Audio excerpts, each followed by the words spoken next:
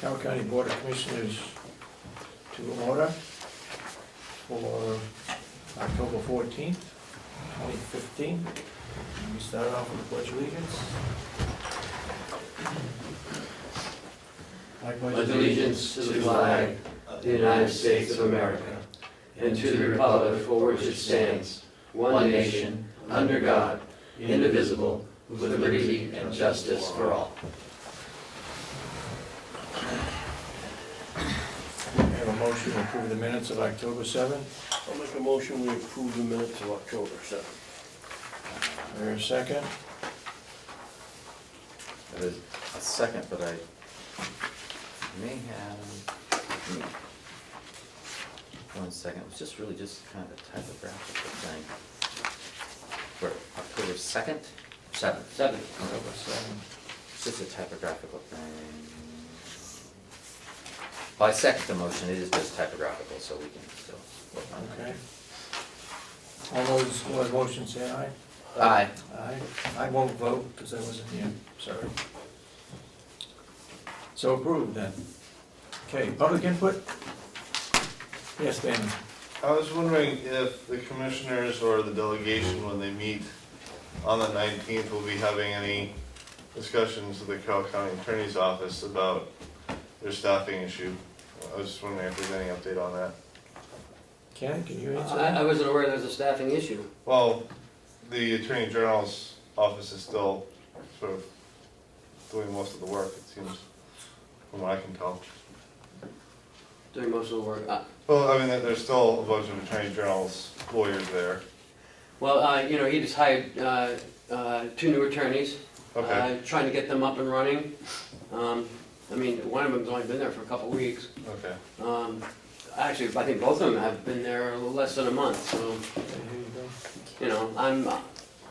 I'm guessing at least to the end of the year. So Okay. they get up and running and they get familiar with the operation. Okay, I guess it would take some time. Yep, he Oh. still has one opening, I believe.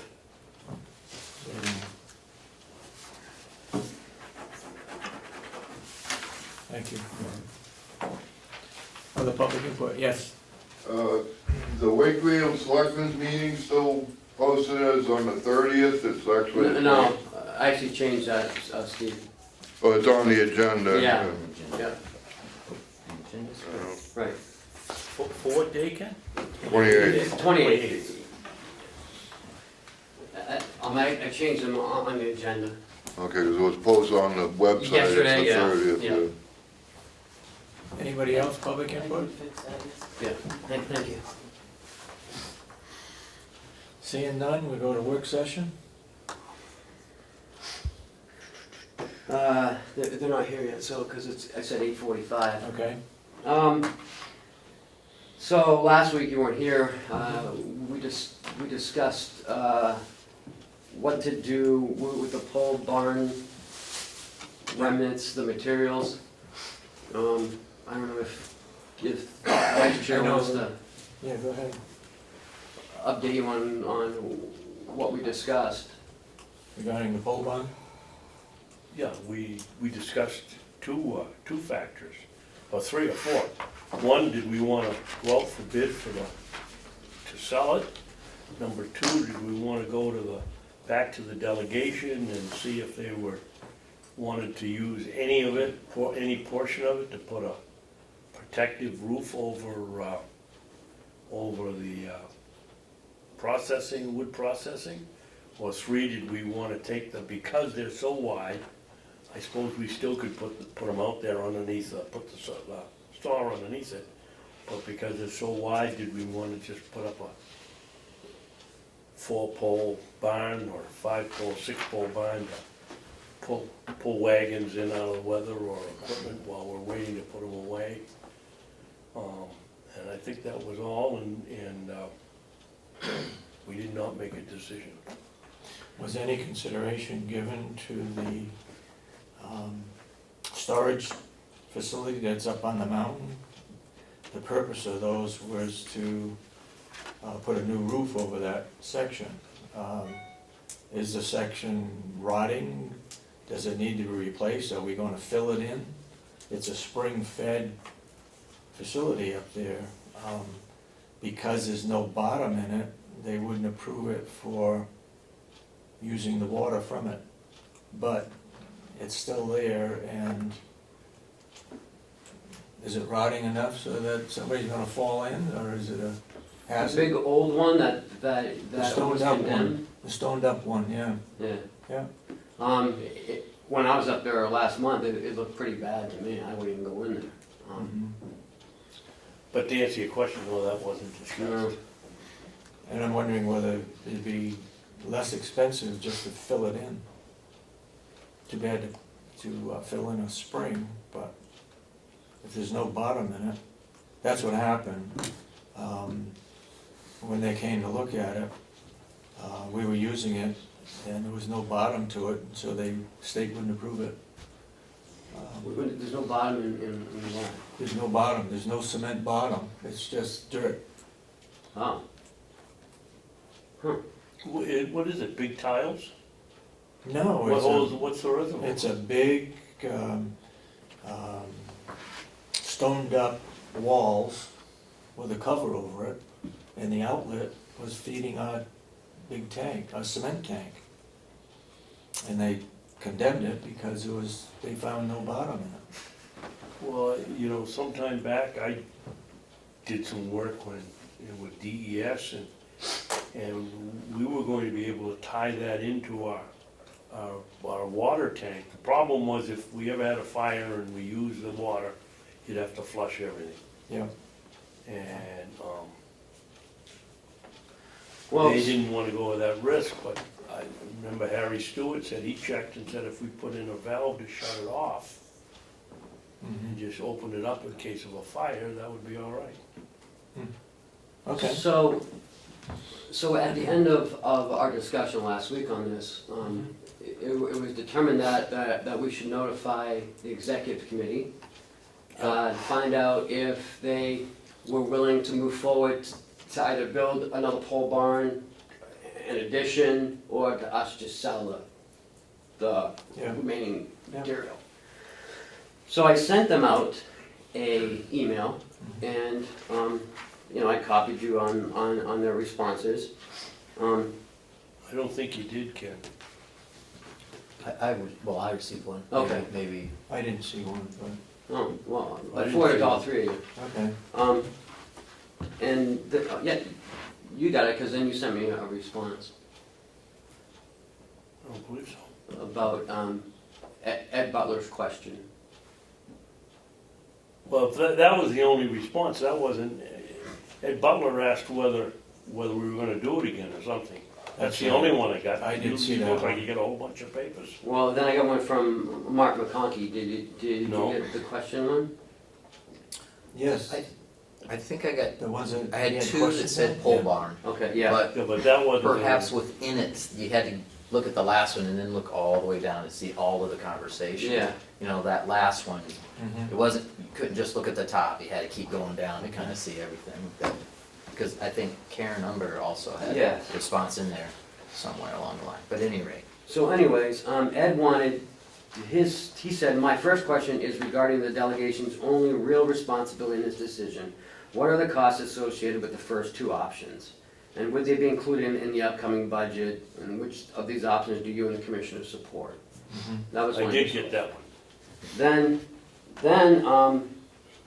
I responded back to him, and my only reason asking is if the delegation was interested in rebuilding the pole barn, then we would try and salvage what we had, and if not, then we would just sell what we had. Then Mark McConkey sent me 7 questions. That's, Okay. Yep. What were the first couple? Before we tackle the issue, can you provide an update where we are to date with the farm? Revenue, expenses? Oh, I didn't consider that the pole barn, the question about the pole barn.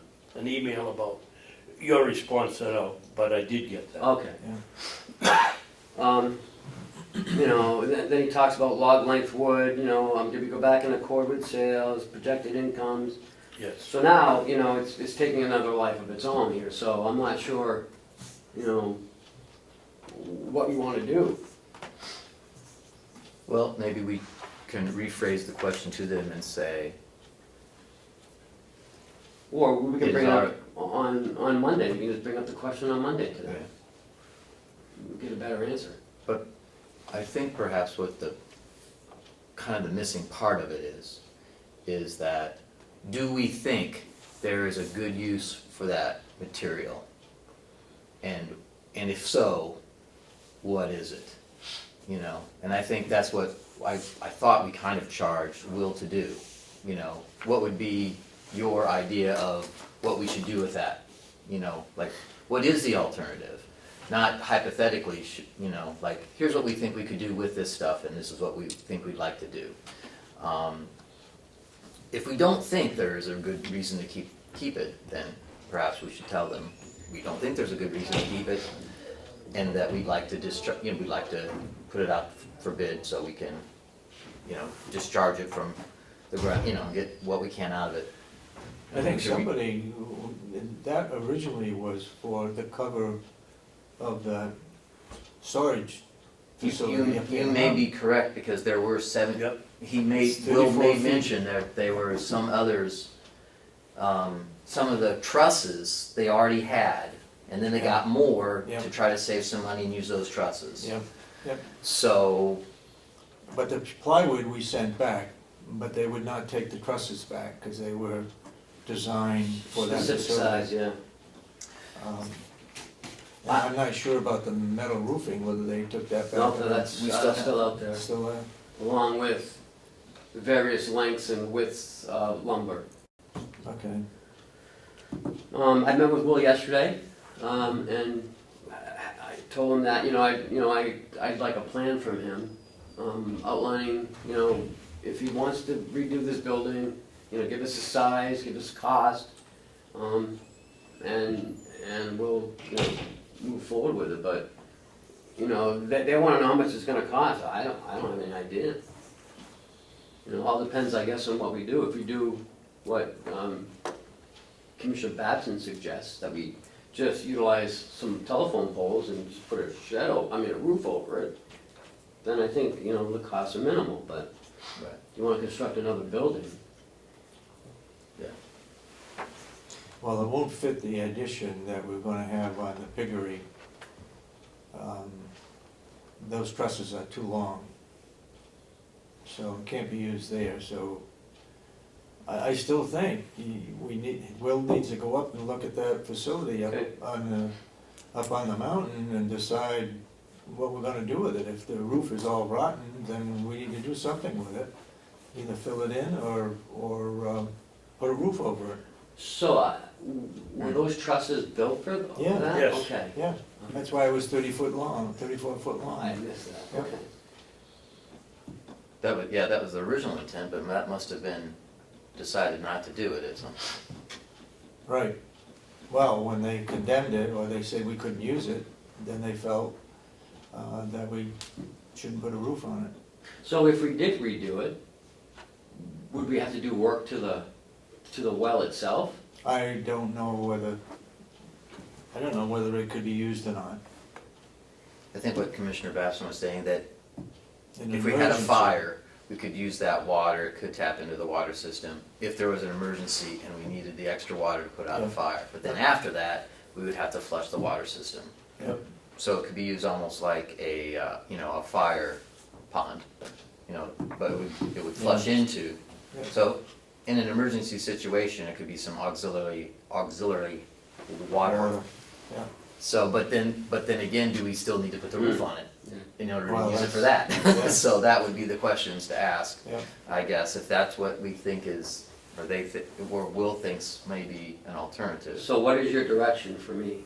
Will needs to go up and take a look at the roof and see if it's gonna be a hazard or not. Okay. If somebody goes up there and falls in, then we got a problem. And we know it's there, and we need to know what kind of shape it's in. So if he doesn't think that we should do this, are we just gonna tear it down, or? Get a recommendation from him. Okay.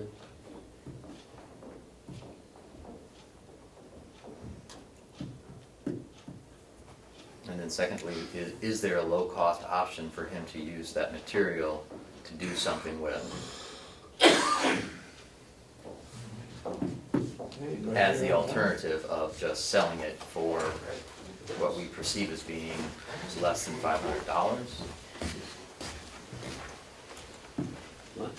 I said, or should we just sell it for what the materials for Oh, I what we get you. perceive to be, I threw out a number, I don't know what the number is, but I think that's another question they wanna know as well. What do we think we will get for the raw material versus what will it cost us to build anything that would be helpful? Another part of that conversation turned to status of going out to bid for winter and summer outdoor ground maintenance. Does anybody know anything? We did that plowing and once. mowing? We did that once, I think it was for snow plowing, and it came up to $99,000, or one company sent us an estimate. And then it went from there as to what the courthouse across the street is paying to mow their area, and we got that from I have that contract. Bruce, okay. To give an estimate as to what it would cost to mow the lawns over here, based on the square footage. Yes, sir. Can we postpone this discussion, because I've got a Yeah. couple of things I'd like to add until our guests are through. Okay. Oh, they here, oh, my Yeah, gosh. just came in. All right, Ken, you wanna introduce them and why they're on the agenda? Sure. Here today, we have a guest presentation. We have Stratford County's County Administrator and Nursing Home Administrator, Ray Bauer, and their wonderful Finance Director, Diane Legier. We're going to talk about the enterprise fund. I want to let the board know that we should take a picture of Ray because he hardly ever wears a suit and tie. Ken used to dress like this, but now that he's come up here, I don't know. I Oh, the think country doesn't have to wear. Apparently. Well, let me put my jacket on for you. there you Yeah, go. there we go. Okay. Okay. Well, good morning, everyone. Good morning, thank you for coming. Oh, Thank you for coming. thanks for inviting us. I guess the subject is the enterprise fund, if I'm not mistaken, Yes. right? Several months ago, George McGlarus was here Mhm. talking about enterprise fund, and so then you asked me to invite my wonderful colleague from Stratford County to come out. And tell us Answer some why, questions and, right, and, you know, to give us some insight on why they went away from the enterprise fund, probably. Yeah, and our perspective's just a little bit different than George's. I think, it's more nuts and bolts and more mechanical, so. I think, we always, if you look at the theory of an enterprise fund, even though it doesn't prohibit you from having an enterprise fund if your enterprise is gonna lose money. The suggestion is that it's not gonna lose money forever and on a consistent basis. And I think that all of our nursing homes, the county homes that depend primarily on Medicaid as your primary source of revenue, there's certainly a 12, 15-year pattern of losses. So when we were originally an enterprise fund, when I first started with the county, there was times when our nursing home broke even, made a little money, the next year broke even, maybe lost a little money. But if you looked at it over a 10-year period, we probably made a little bit of money. We made a conscious decision, or I made a conscious recommendation when the legislature began shrinking the available amount of Medicaid money, that one of the ways for us to put pressure on our delegation not to shrink that money in Concord was to show them year by year the impacts that they had on their county nursing home by making those decisions. So basically, they froze the amount of Medicaid money that's available, and it's been frozen for years and years and years. Or it's gone up ever so slightly compared to the increases that are necessary to keep up with medical inflation and to keep up with the regulatory demands that CMS puts on you and the state enforces as CMS's enforcing agent, a survey, in other words. So I recommended to the commissioners that we continue as an enterprise fund because I wanted to show the delegation look at the votes that you're making in Concord to freeze, or in some cases decrease the Medicaid dollars that are available has a local impact. Yeah. You know, you might be somehow using that to balance your budget in Concord, but you're doing it on the backs of the local They're taxpayer. passing it down to the You're, county. you're clearly passing it down. So we continue to run it as an enterprise fund. Something though that is different than the way you do it was that we operate off of one main account. You don't. You have a separate account that you transfer money to fund the nursing home. We don't, we only have one. And that created a problem for us. Kind of what Diane and I call the triple witching hour. Which, what happened was, we had always allocated tax money to pay for the deficit at the nursing home. And we kept that on the books as a positive balance on the county side of the books. And the nursing home appeared to have a continual deficit that mounted year after year after year. And we never really reconciled those two things. So it looked like we had a positive fund balance on one side and a negative on the other. And that came at the time of, let's call it financial collapse, of municipalities actually declaring bankruptcies in other parts of the country. So we got randomly selected to be reviewed by Moody's. Moody's looked at us and said, oh my goodness, your nursing home, you know, is losing so much money. What are you gonna do about that? When the truth of it is, in terms of subsidy from the taxpayer, the nursing home has a substantially smaller subsidy from the taxpayer than the jail, than the sheriff's department, than the county attorney's office, which, as you know, has little, well, especially the county attorney's office has almost no revenue. It's almost a total taxpayer expense. So we tried to convince Moody's of that, but we really had limited success. And at the same time, we ran into some cash flow issues. Something I think you guys are at least a little familiar with. Yeah. So that put us in a situation of making a decision, and we actually took it out of as an enterprise fund. And that, when we did that and we made the transfers, it made our finances appear to Moody's to be substantially better. It really didn't change, but remember, we even went so far as to go to New York City to Moody's and explain this to them. And they still just didn't really appreciate, you know, they were still focused on the nursing home losing money. And I tried to bring up the examples of, you know, our jail has a substantial sum of revenue that from boarding of inmates. The nursing home, the jail still costs twice as much to the taxpayer as our nursing home does. Even with our revenue. So when you look at those kinds of things, and again, I don't really believe that an enterprise fund should be established or should be maintained if you know you're going to lose money and you know you're never really going to break even.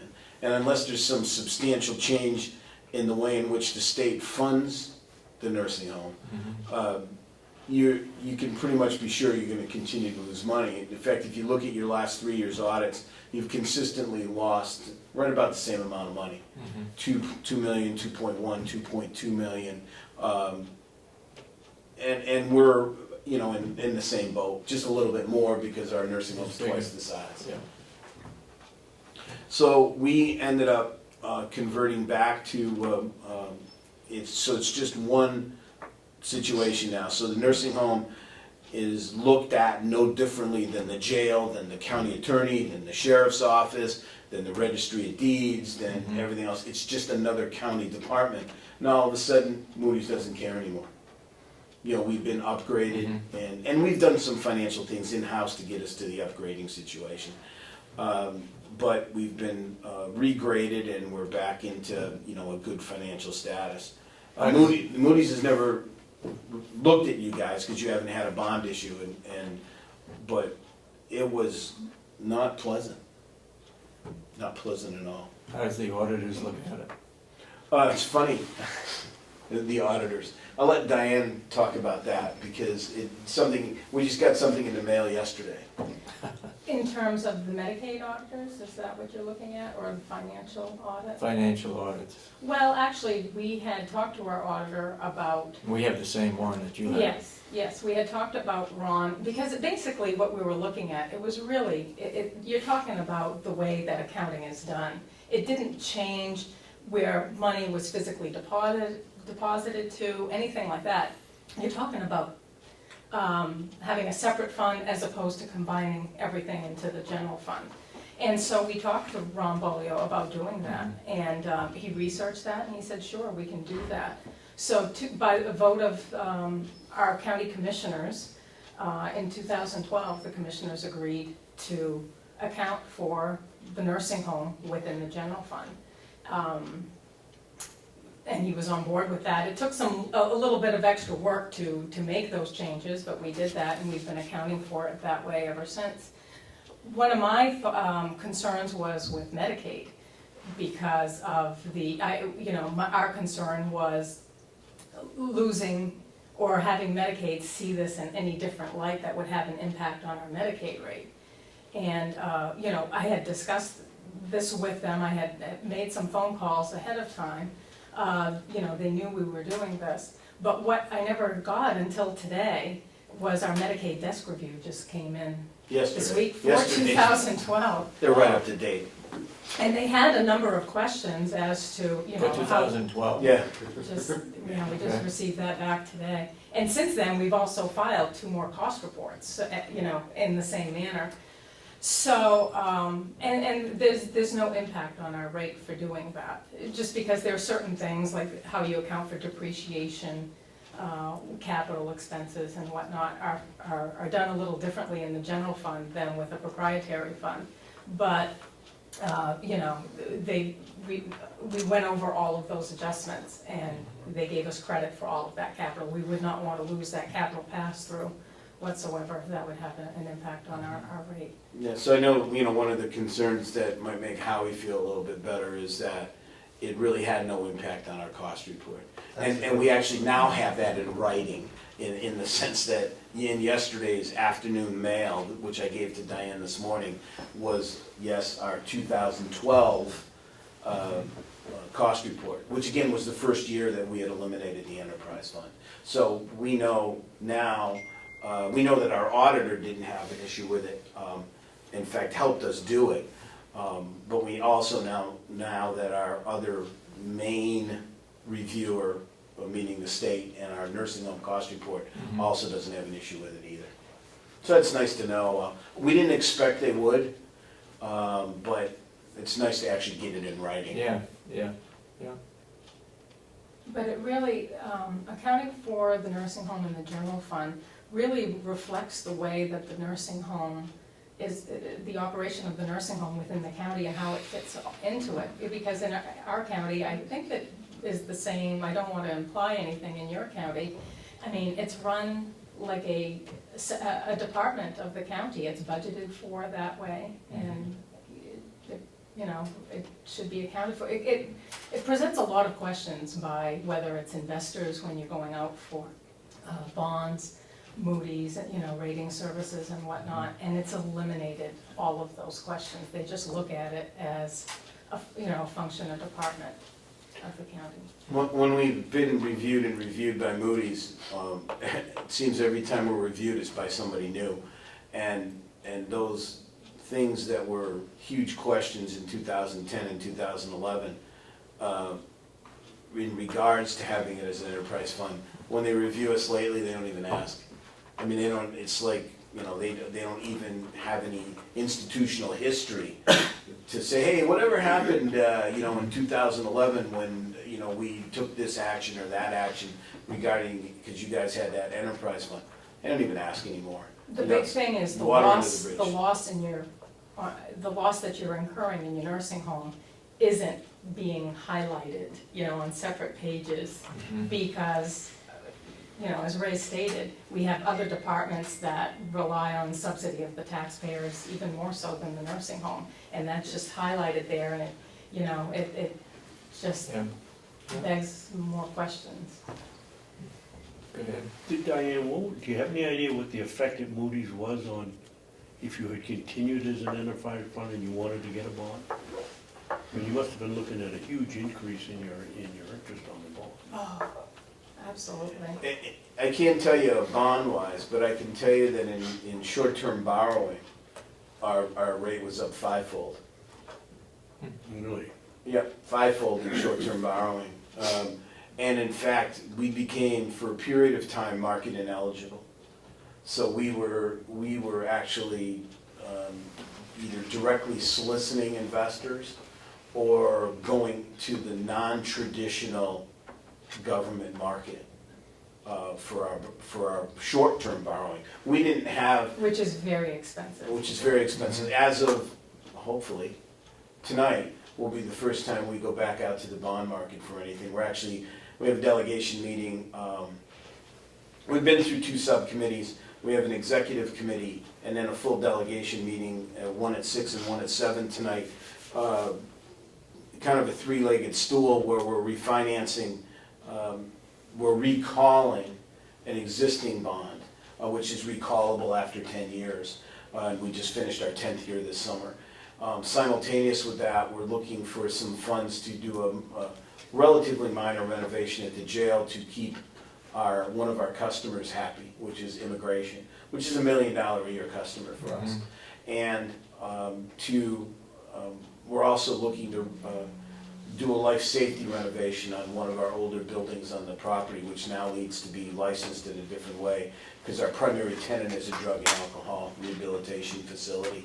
And they, as you might know, they all now need to be licensed. And part of the licensing process was a fairly aggressive life safety inspection. And our share of that, they're paying a share, we're paying a share, amounted to more than what we had set aside in this year's budget, now that it's all been finalized. So we're gonna be going to the delegation. We've been through 2 subcommittees, and we've gotten unanimous votes, so we hope that that continues with our executive committee and full delegation tonight. But we expect a favorable finance, our financial advisors, our interest rate would be somewhere around 60% of what it was when we went out for the original bond, which was a criminal justice bond, which really was just a bond to help us finish the jail, because we didn't borrow enough money to start with, frankly. You didn't overrun. No, we can't do that, it's against the law. But what we did do was, we recognized, we had a couple of problems. We had a pollution remediation issue that went larger than what we thought. The sheriff department had gas tanks located in the area of where the jail was, and those gas tanks over years had either leaked or overflowed, and that needed to be cleaned up. And we had a sewer line that we thought was large enough to carry the effluent away. However, the sewer line over the years lost capacity. It was a forced main. A portion of it was a forced main, and it lost capacity. So we needed to change it from a 4 to a 6-inch forced main, and that was really a lot of the add-on was for that purpose. Either of which really would have stalemated the project, but did end up adding cost to it. But we still built the jail for, substantially less than what current jails are being built for, like half the price. We built that jail for around $50,000 a bed, and now I think jails are going from anywhere from $100,000 to $150,000 a bed. I think you built your jail for something very similar in terms of cost. 8 million, I think. Yeah, but then if you look at the number of beds, I think it's gonna come right out to that $50,000 a bed. All right, do you know how many other nursing homes are enterprise? I think there's only 1 or 2. I know Cheshire County has contacted me about doing the same thing. As far as I know, that's the only one that's left, but I'd be lying to you if I told you that, I did a roll call. I'm just going by, my memory and anecdotal information. Chuck, you got any questions as our financial director? Makes sense to me. Make sense to you? Yeah. Just change the name at the top of the page. It doesn't even get its own page anymore. Simple. It's also, perhaps a little less work, when you have a combined account too, you don't have to transfer in money, you don't have to do those kinds of things. Although that's not a crisis, it's not like a whole big job. Nowadays, you transfer money on a computer, you don't even have to call the bank anymore. But it's just, it just makes a little neater, cleaner operation too.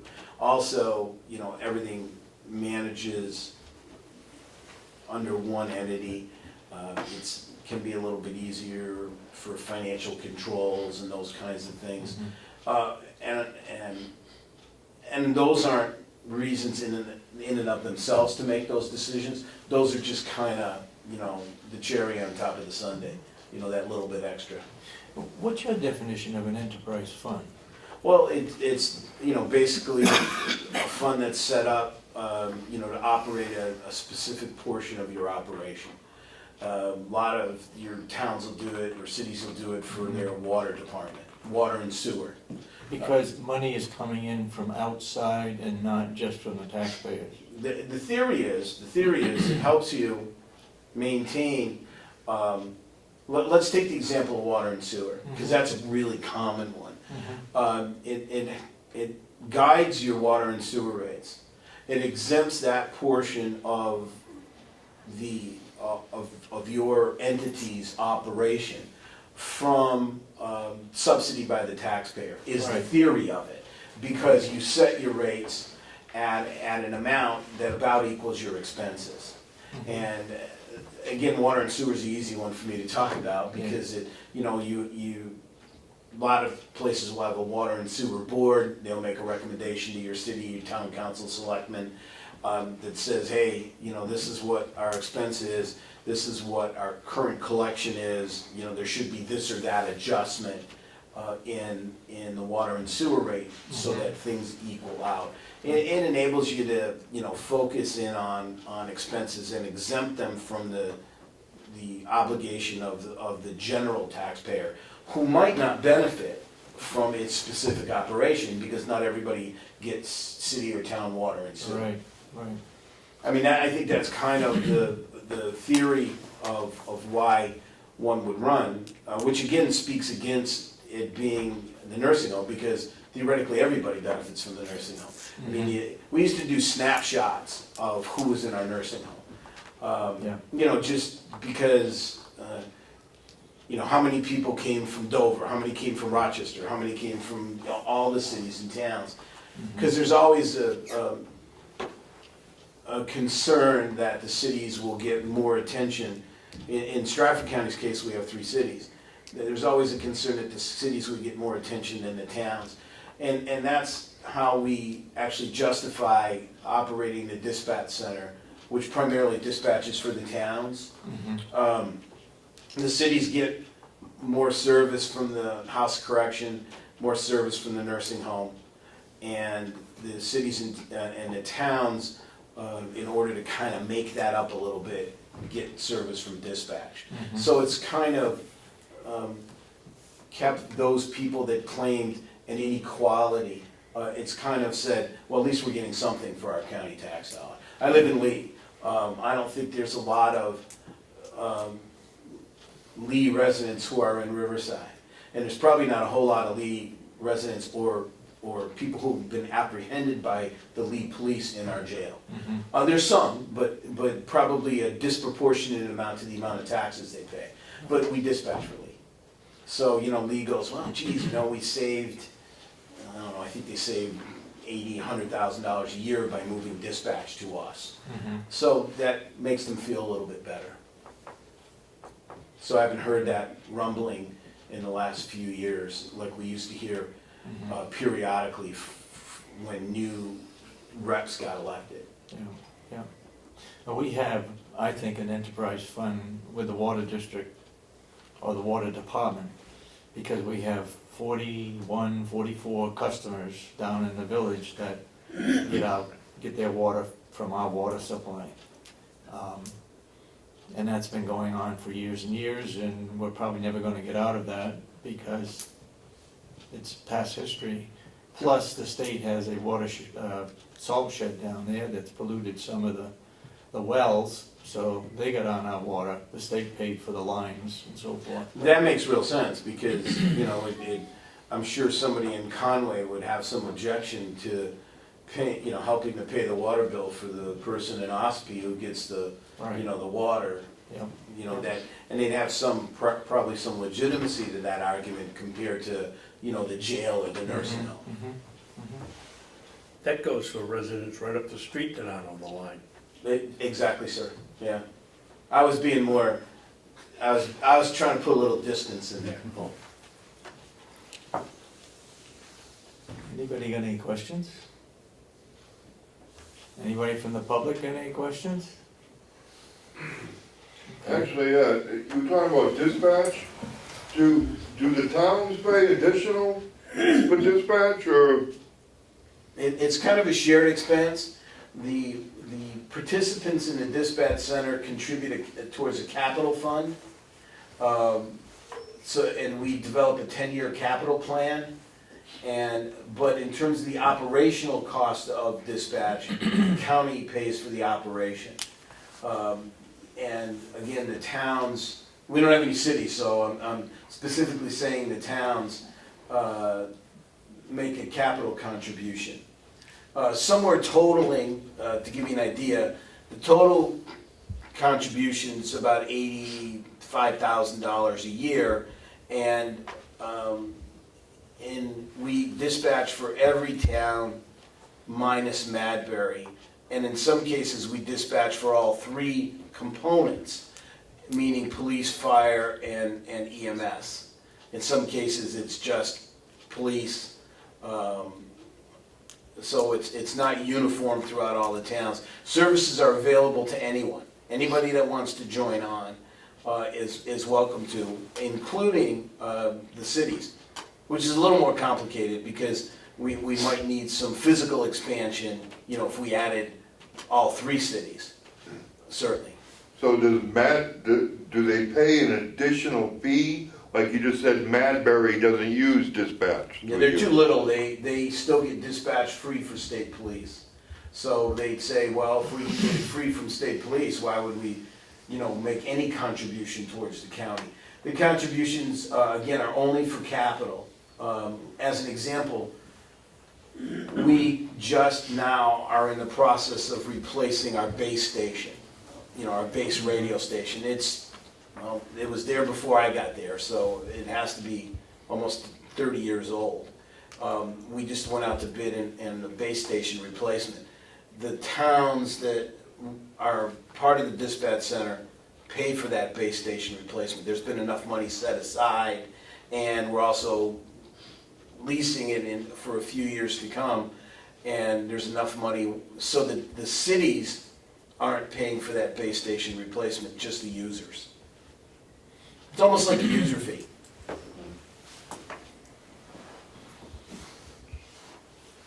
Yes, go ahead, Howie. Commissioner, the only time that I've seen county involvement with enterprise fund work has actually been in Belknap, where Gunstock is actually set up functionally as an enterprise fund, has a separate board of commissioners that I used to sit on.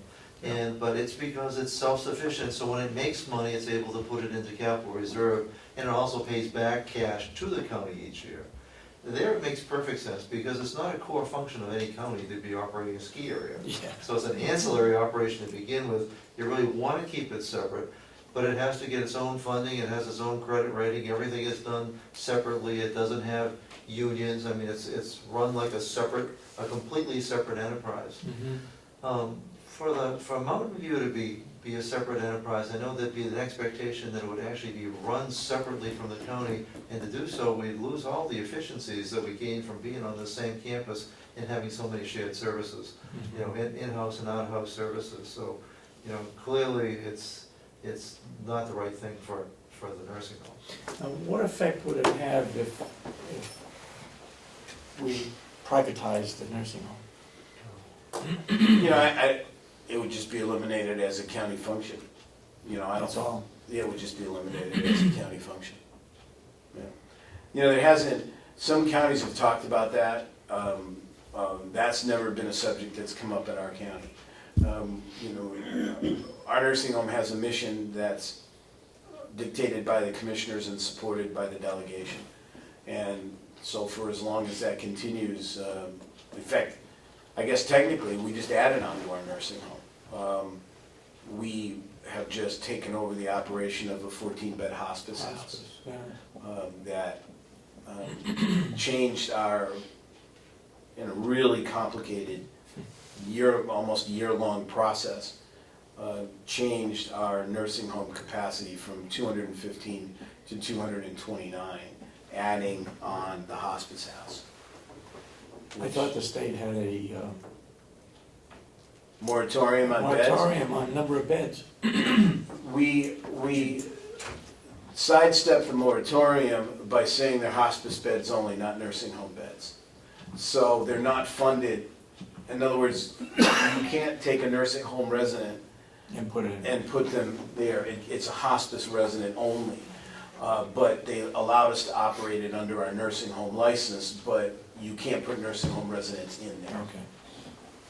Right, privatizing the nursing home doesn't eliminate the county not paying any bills. Well, no, the expense for, the Medicaid expense is still gonna be there. But the other issue is, of course, that, and I mean this with all due respect, because you probably have the most beautiful nursing home in the state of New Hampshire.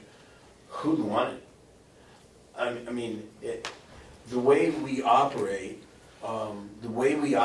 with, in our case, 90+% Medicaid, and understanding that that's the market that works effectively in the Stratford County community. While the other, we consciously defer patients that would be higher paid patients, like our Medicare component. We defer that Medicare component to our area nursing homes. So that helps them keep afloat. So our Dover Rehab, our Rochester Manor, our what used to be Clipper, that I'm sure is owned by somebody different now because it seems that ownership changes frequently, our St. Anne's need that component. So we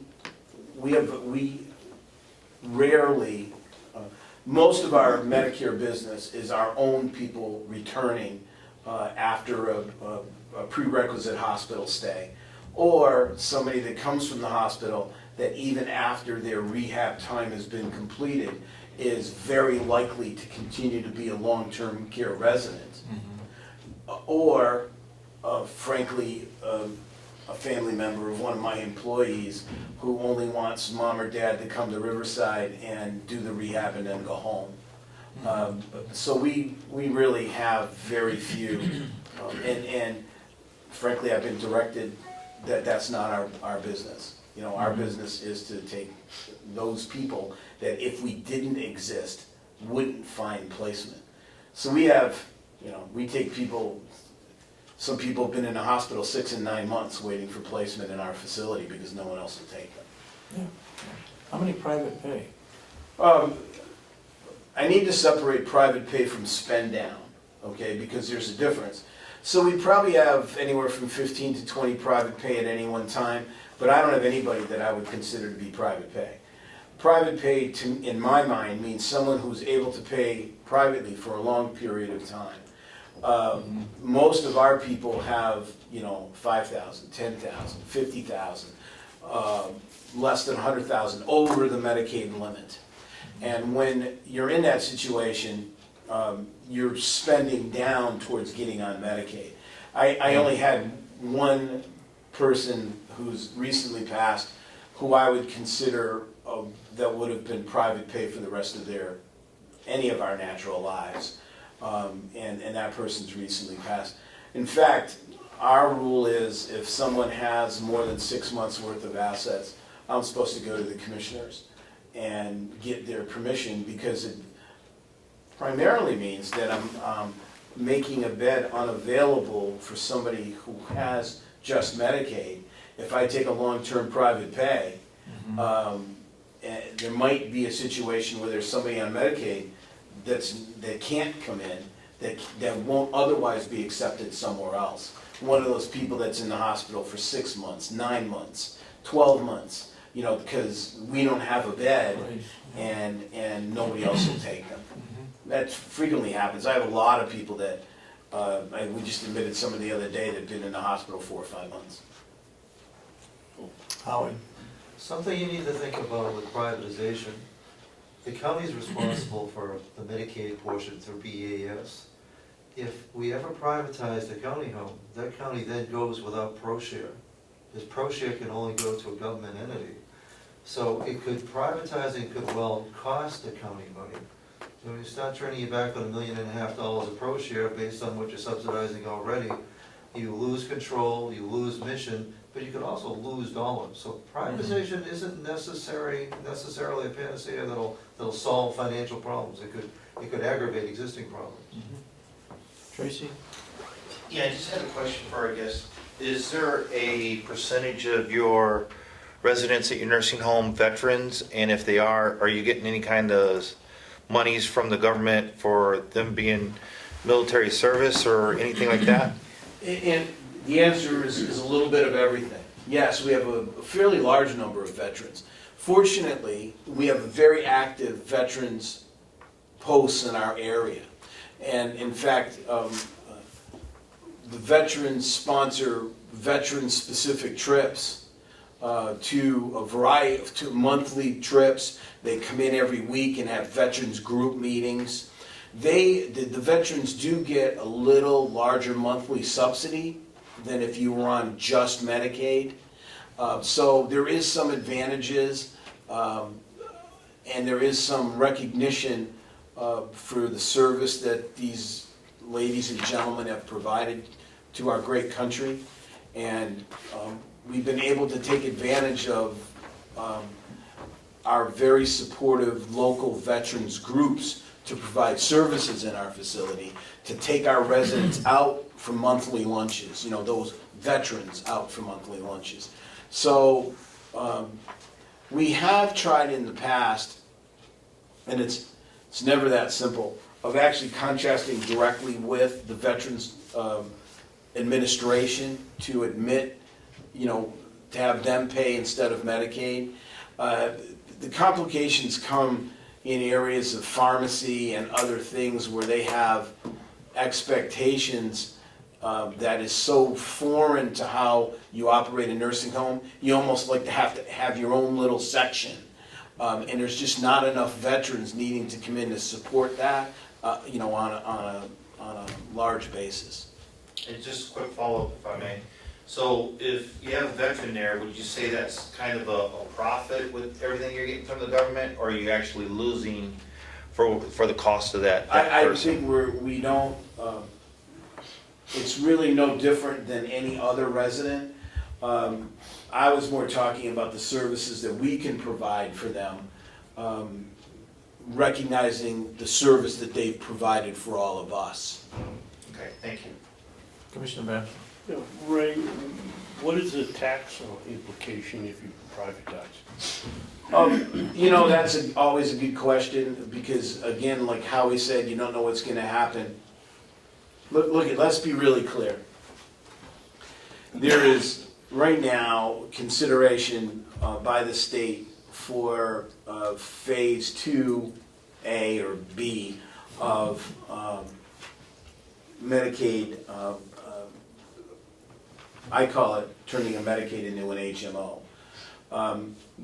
One of the things they're struggling with is right now there's $56 million in pro share money, half of which is available. The other half, it's a $56 million program, 28 million of which is distributed to the counties.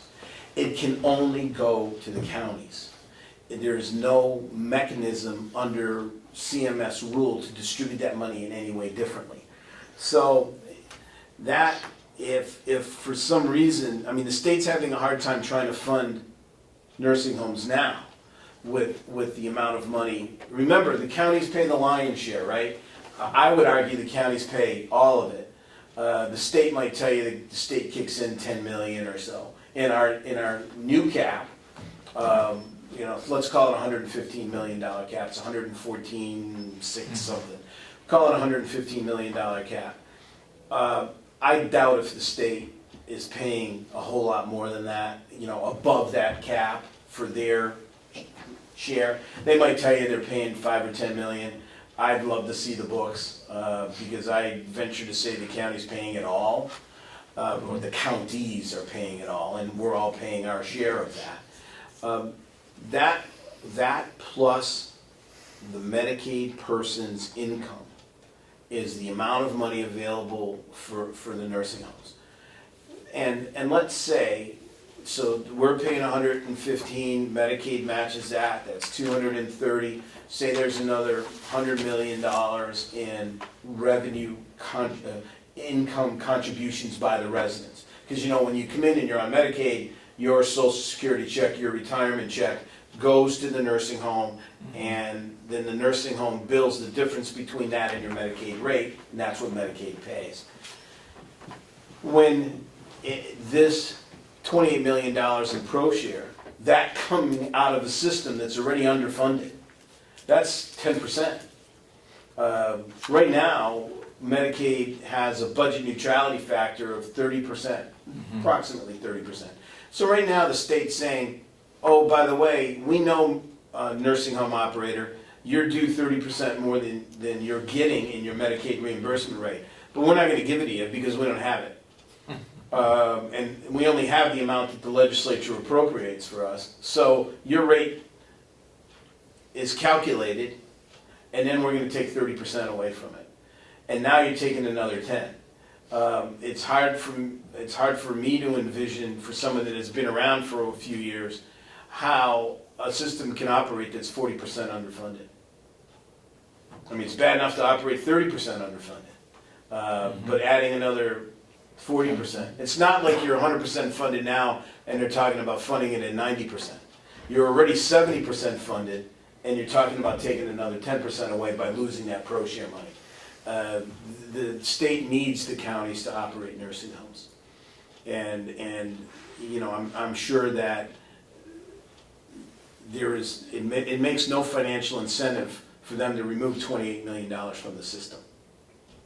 And that's, you know, what they're facing, unless, you know, that's what they're facing if they also don't manage phase 2 of Medicaid managed care properly.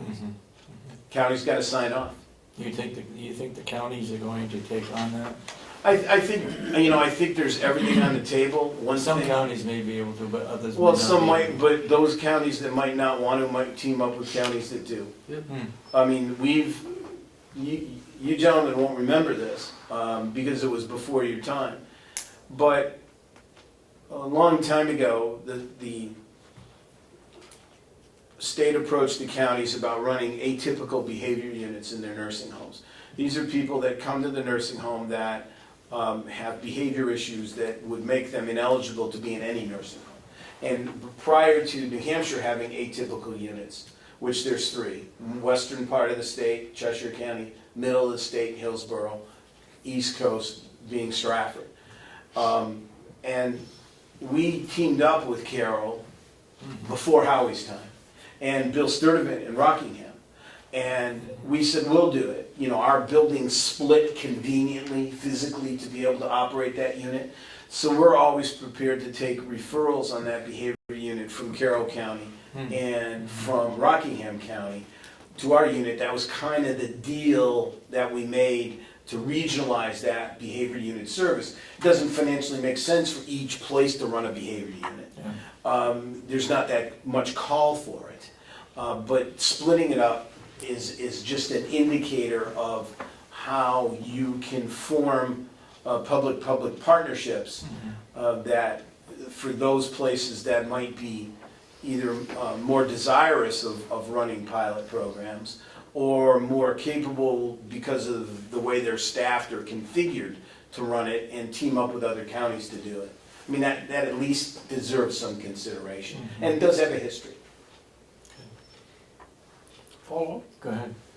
Ray, I was thinking more or less, do the buildings then become taxable? Oh, absolutely.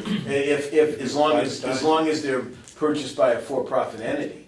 I mean, they could be run. Excuse me, when you do this, do you sell them the nursing home or do you lease it to them? Oh, I can tell you that you're gonna end up giving it to them.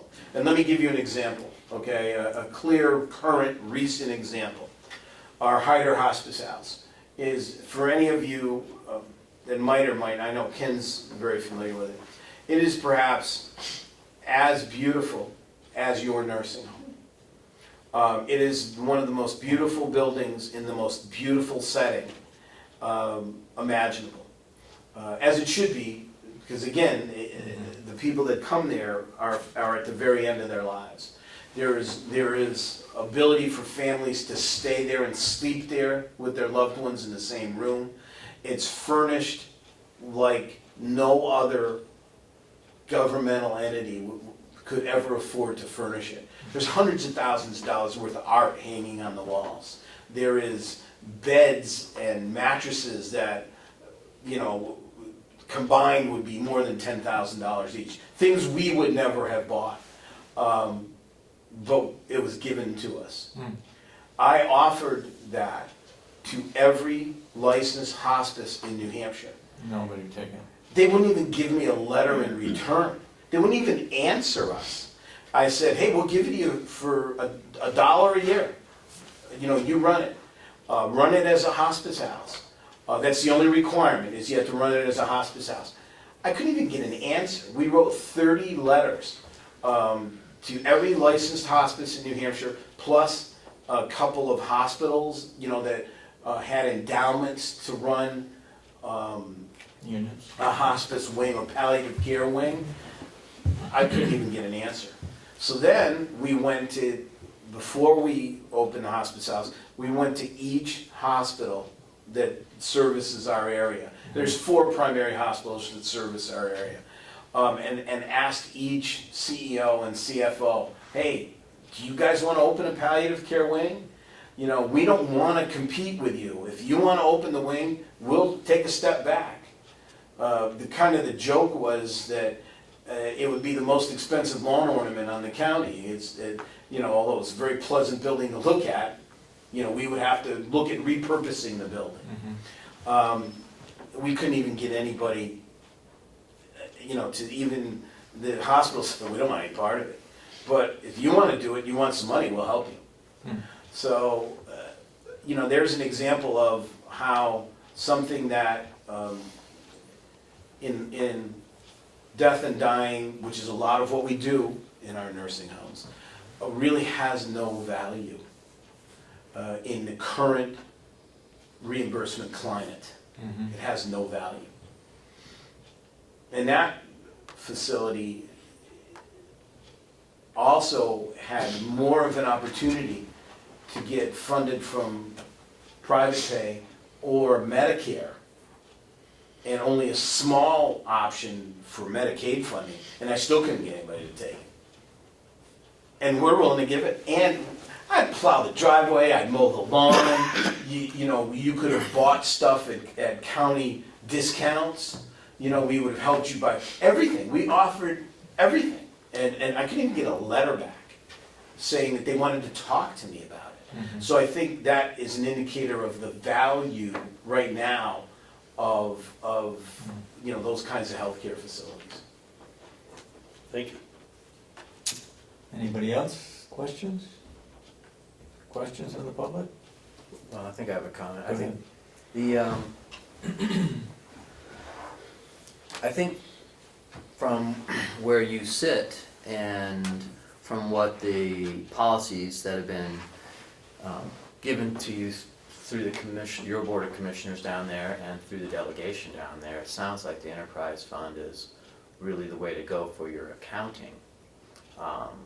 However, you know, the delegation here and the board of commissioners here haven't really presented the same sort of edicts about spending down only 6 months, only 3 months. That's not the policy here.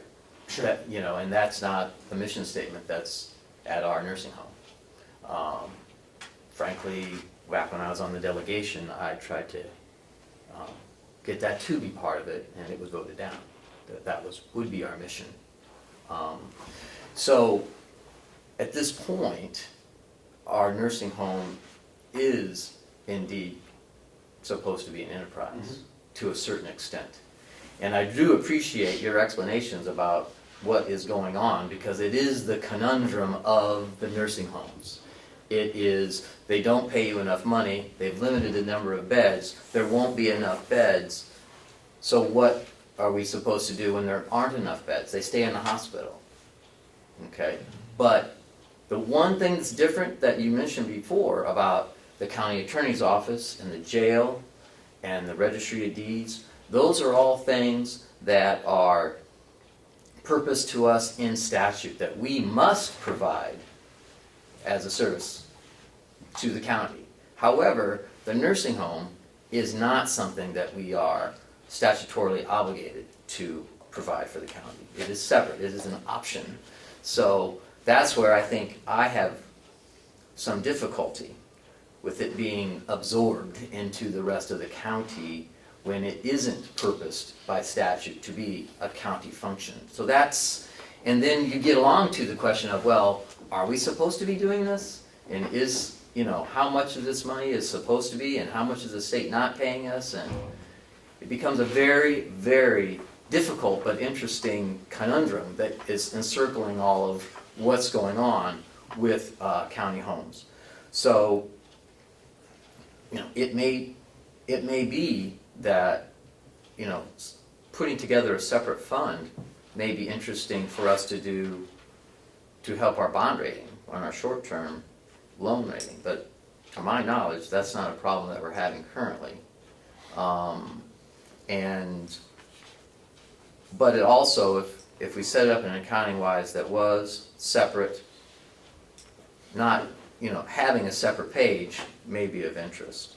I apologize, I had one other point. Oh, and I think that, you are correct from the books that our nursing home deficits are similar to yours in the $2 million range, but that does include our bond payment. Right. And that does include the interest payment. Those things will be going away. And once those go away, then our deficits Will shrink. would be they're much smaller. And hopefully by the time we get there, they would be hopefully nothing. So I think that for us, that our hope is that someday it may become more of a break-even thing. Yeah, I think though that. Maybe not a very well-founded hope, but it is. Well, but I also think you need to know that simply because your bond payment expires, and correct me if I'm wrong, your building is depreciated. It's not, so the length of time in which you fund it doesn't really impact your cost report, right? Because if you bought your nursing home cash, Medicaid's not going to reimburse you cash.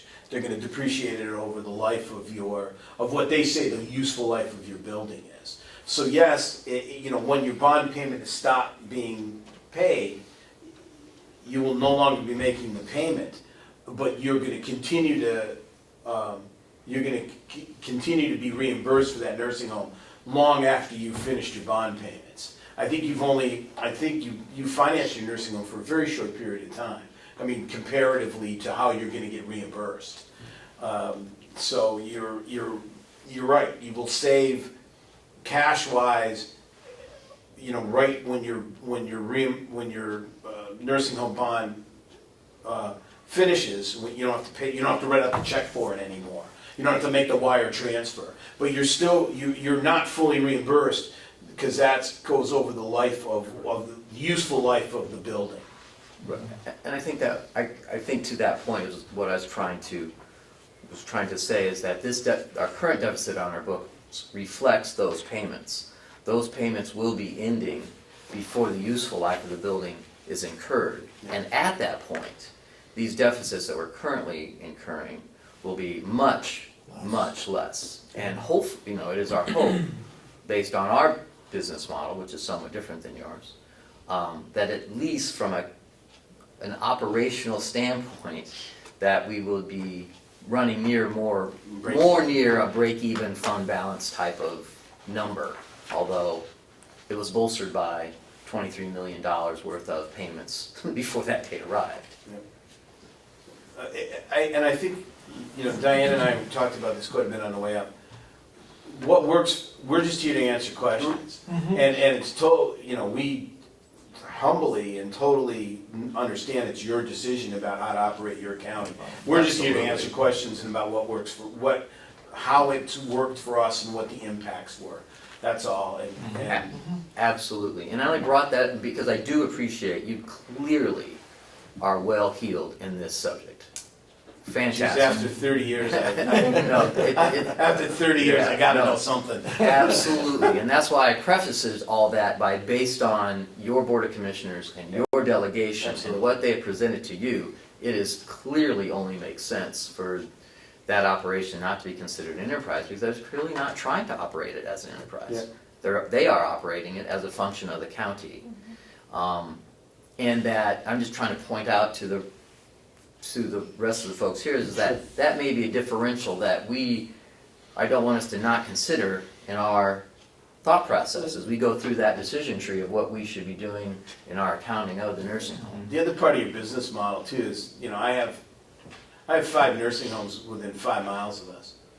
You know, and that's not just your situation. So you offering different services, like more skilled services, and it could also be, there might be a geographical incentive for doing that. Because you don't want your local person to have to go to Conway or to have to go to, you know, to Wolfboro for that service. You know, they want to stay home. Classic example, my in-laws, my past in-laws, Water Village. You know, and when my ex-father-in-law needed placement, you know, Howie was full, he ultimately came to us, but it was a burden on getting mom there, you know, from Water Village. So anyway, circumstances changed for them, but that would be an example of why, you know, you would have a different business model, because you're not depriving the 4 other nursing homes that are within 5 miles of you of that income. You're actually servicing your local people better because you don't have 5 nursing homes within 5 miles of you. In fact, I'm sure your closest nursing home's quite a distance away. Yeah, we're 10 miles to Wolfboro and we're, 25 miles to Conway. So it's a little different, you know, that's also speaks, you know, a little different, because as you know, Stratford County is the smallest county geographically, so that puts different pressures on things. In fact, a lot of our admissions are people being transferred from those 4 other nursing homes to us, which happens about 25% of our admissions. You know, it happens.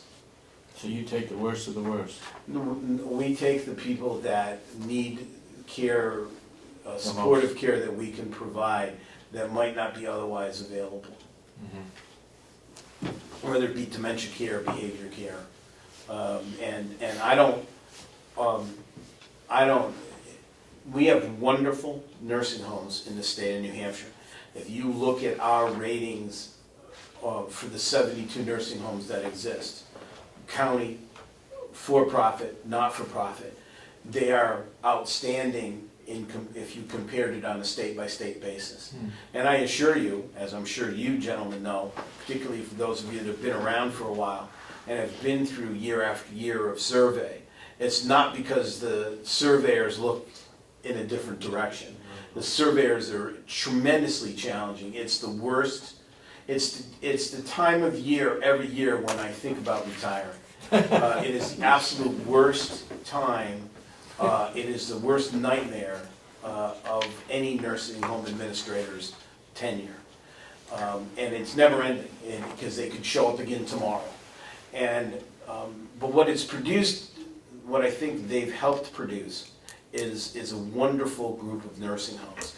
And I'm very pleased to work with my 4 area nursing homes to take those people that there's been challenges for them to manage because of the current financial situation of the Medicaid system. I'm happy to work with them hand in glove to make that happen. And I'm all good with them managing those skilled care people that they would probably do better than me because I don't do that. I'm happy to pass them to them and sometimes take those same people back to us when they need long-term care that it's challenging for them to provide. The system works for us in our little county. Thank you. Okay. Last chance, anybody? Seeing none, thank you very much. It's a beautiful ride up here today. Yeah, well, It is You have a beautiful. beautiful county, and again, I'll say it again, I've never seen a more beautiful nursing home. So congratulations to all of you for putting that together over the years.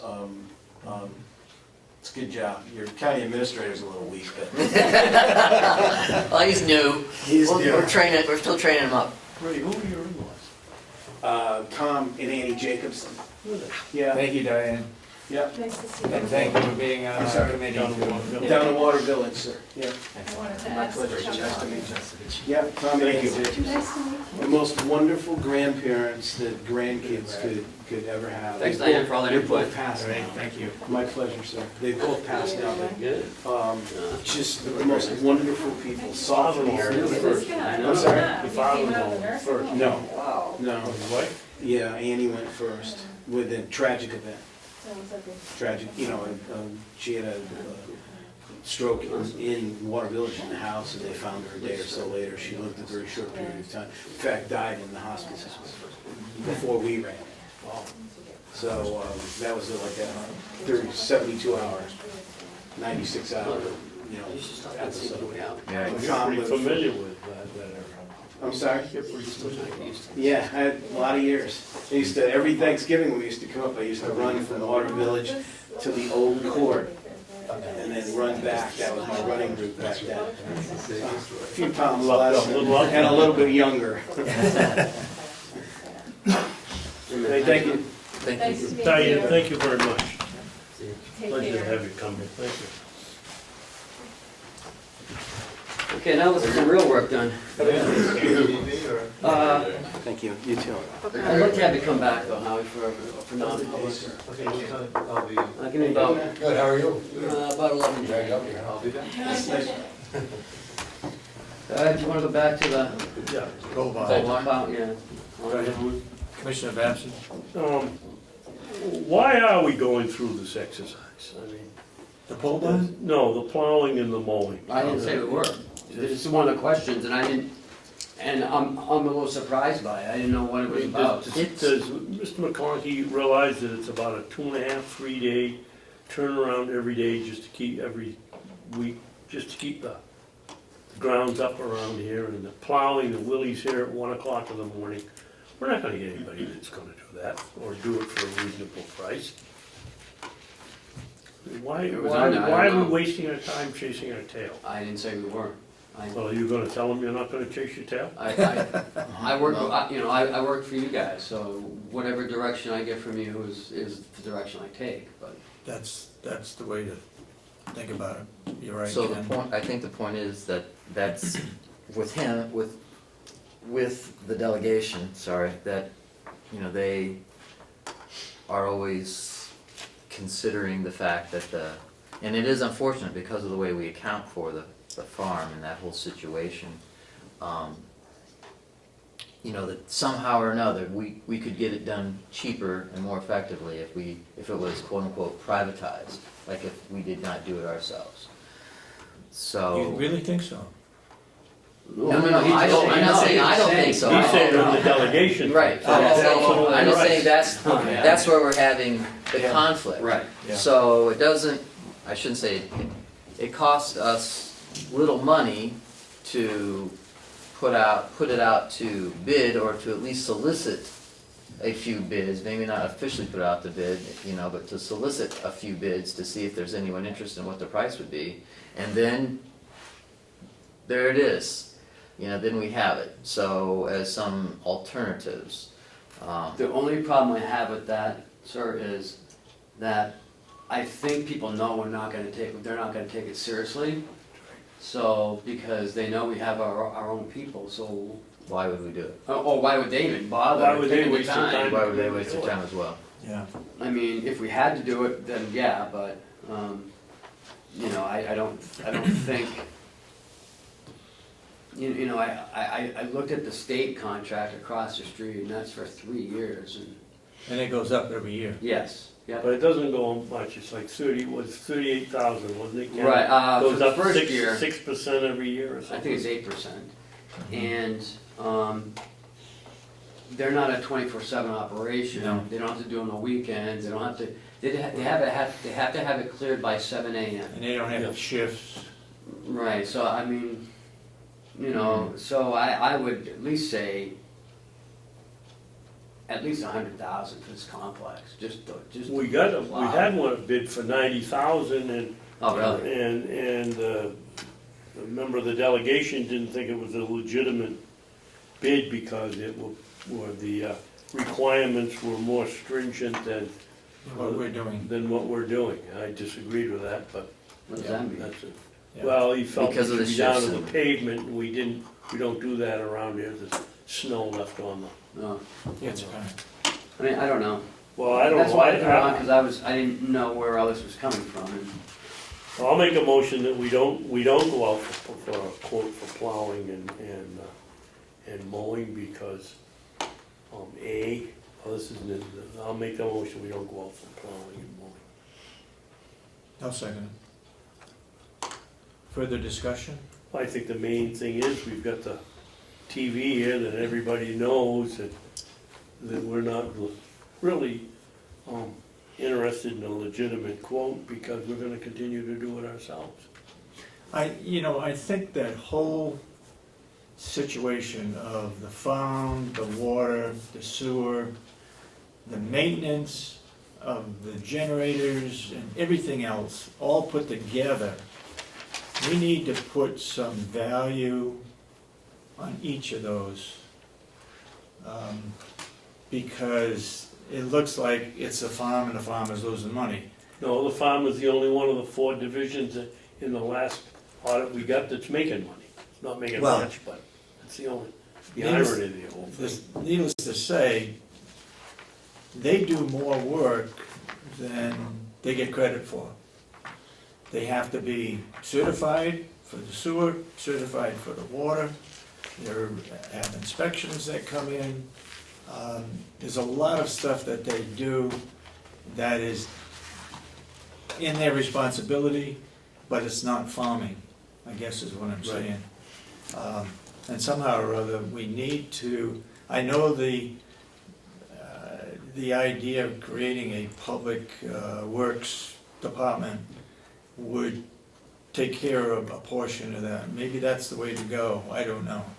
That's what the delegation was trying to instead do. of calling it farm, call it public works. Public works, yeah. But what we found out is in the coding for DRA, you have to, one of those forms, the MS 42 or 45, it has to remain farming. Farming has to remain farming. It doesn't Yeah. have to be the plowing and the maintenance Right. or the sewer, but farming has to stay on that. Separate. Has to be reported separate. So like haying and blueberry picking Yes. and growing, that's the farm piece? Yep. Yeah, Huh.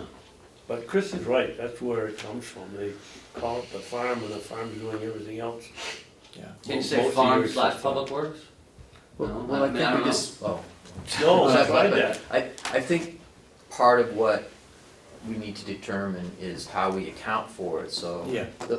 What we say is the farm cost and revenue is truly segregated, as opposed to what gets kind of muddled in under farm expense is really, they're doing other stuff at that time. They're not really working on the farm and it's going under the farm, because they're doing other things, All those other maintenance-wise. things take priority over the farm. Should something break down, the sewer system or the water Sure. system, Right, so I think that's. generators, all that stuff. I think that's a piece of it. And, you know, and part and parcel how kind of all this comes about is why don't we find out if somebody would be willing to? You know, if no one's willing to even give us a bid, just as, you know, Ray just mentioned, he searched hither and yon for someplace to take over the hospice, he couldn't find one. You know, we can let it be known that Okay. we'd be interested in hearing what people might. Superintendent, is this for discussion on the motion? Go ahead. Just one thing I want to factor in there, an outside vendor, I wouldn't send my inmates with an outside vendor. You get the inmates with people that are in-house certified to deal with our inmates in-house. They're part of that labor that does the plowing, the snow blowing, the shoveling, the cleaning of of all of the stuff around the county, which is a huge cost savings. That's why most of your county complexes, there's inmate labor to take care of this, to lower that kind of cost. Yep. An outside vendor, they wouldn't be working with that outside vendor. That's Right. true. That's true. Good point, go ahead. Yeah. Didn't you just lose a corrections officer for substantially more pay for just mowing lawns? Yes, working for a landscaping company, yes. For yes. Somebody left to go to a landscape company. For $8 because they more an paid hour, more. yes. So, I mean, as a suggestion, I would think that you can, you know, call up some landscape companies and see if they're interested in putting in a bid. Obviously, because we have inmate labor that they won't have, because we cannot by statute provide them Right, right. this labor, or no. Yeah, they're an outside vendor, I wouldn't, because they're not gonna be, I'm not gonna train them, not gonna who know that they are. Well, no, that, but you In-house. can't use inmate labor to subsidize a private company. Correct. That's right. So, and then I would also invite the executive committee to seek out their own competitive offers, to see if they can get some letters, and maybe that will quell this issue of how an outside vendor could you know, should be able to compete and offer a better deal than what the county can do for itself. The email we'd get back, Chris, would be, that's your responsibility. Well, but that's, I think, a valid, but I don't disagree with that, but I think it's a valid response to the query, is, you know, we don't believe it's possible, we're happy to look into it, and we're happy for the delegation to look into it as well. I mean, that's, they may not say that's their job, but, you know, that's, if they don't think that we are trying to, those would be their options. Performance audit. I'm gonna support the motion based on, if they wanna do that, they can go ahead and do it. We've done it. We've got a fairly good idea as to what it would cost, and I think it's a waste of time. So I'll call for the motion. All those in support of the motion say aye. Aye. Aye. Aye. All those opposed, nay. Okay, make it unanimous. What was the motion? The motion was that we do not go out, You don't go out for bid on plowing and mowing. yeah, But to let But them if know. they wanna that- do that- it, Right, then that they're we'll- welcome. we'll to- accept it, yeah. They can save money. Mhm. Okay, Thank you. next item. Should we- Did we just decide what we're gonna do with the, you're gonna get some more estimates from Will, apparently. I'm gonna go up to Will, he has to go up and look at the water tank, Okay. building, if we can redo it, if not, look, then, have him come back with a recommendation, what we wanna do with that up there. Mhm. And as far as him wanting to build a building, he needs to give me some costs, so I don't know what the cost would be. Yeah. So as of right now, we're holding off on getting rid of the supplies. Go ahead. You know, the whole thing doesn't make sense. We have a $54,000 or $60,000 piece of equipment that's sitting outside because we can't work in the winter conditions under it. We had a simple bid building we were gonna put up to make it possible. It would have cost us nothing, and not only did we put that money in the general fund apparently, and now it's gone, but the delegation gave up the $3,800 that was being held till the thing was completed, and now we have nothing. We have an expensive machine that's making us money, sitting outside, rusting. I've never seen the processor, I don't know how big it is, or how tall it is, but can we get one of those, you know those, structures there, those That's not a bad idea, Ken. outdoor garage structures things? Yeah, yeah. Just, The problem with that is they have to approach the machine from the side with the tractor Oh, with the yeah. logs on it. Now, Yeah, you get one of those, it only put it up half. but they have some, we don't have to go all the way over it, just cover where the operator is. Well, that doesn't help the machine any. We No. want- It's Oh, the you wanna machine, keep it the underneath. machine we'll worry about, not the operator. yeah. Trying to keep the machine out of the Well, way. do they have The operating will walk three-sided inside. ones? They might have They three-sided might have a ones. three-sided one. But it's a shame that we have these trusses, and so what if they hang over Yeah. 9 feet on either side, if they'll fit in where they wanna put it? Right. Regarding that, another question I would have is, what is gonna be the use of the plastic house in the wintertime? Is there gonna be any use for it? Can we put some equipment under there for storage? Kind of a small door getting in, boss. It is, Um, but we got riding tractors, Yeah, the riding tractors and things that are stored in the maintenance building can go in there. And then around February, when they hope to start the research on having a longer growing season, now you gotta take them out and fight the snow to get them outside in someplace else. Well, I hope that that greenhouse out there provides some income. I I know think there's Will no said he could water. start like what, 2 months earlier Yeah. in the hoop house than Mhm. normally outside. So March. And I'd like to Start keep a planting. separate figure as to what the income is off that. Yeah, he's coming up, like I said, I met with him yesterday, he's coming up with a 3-year plan on produce, the wood, and, he was hoping the hay next year because of what we did this year. Of, how he's gonna move the next 3 years. And what is the I don't know if you talked about it last week, but what is the status of wood? We're in a situation where we don't have any dry wood now, so we can't sell it. What's gonna happen next year? Has he got a plan for that? Yeah, he has to have a plan come up, so Okay. he's coming up with a plan. I know he's getting 3 loads, from a wood vendor of hardwood and 3 loads of pine this year. Okay, So the pine It is, hasn't come yet, no, he's getting the first load this week. okay? It's ready to go, they're just waiting for the cherry picker to come in and pick it up and bring it up here. it's dry? No, No. but the pine is dry, it's all blow down, I guess, and, so that's dry. So when that comes up, we should be able to use that for next year. Okay. But that They only can't takes firewood. one part of our campfire requirement, Ken. They want bags of hardwood and they want bags of Yep, softwood. and so we're getting 3 loads of hardwood, plus the But you 3 said that won't be ready. Well, For if we next get it year. now, we're gonna get it now, in Then it will be. October, November, we'll split it now, get it ready for Okay. next year.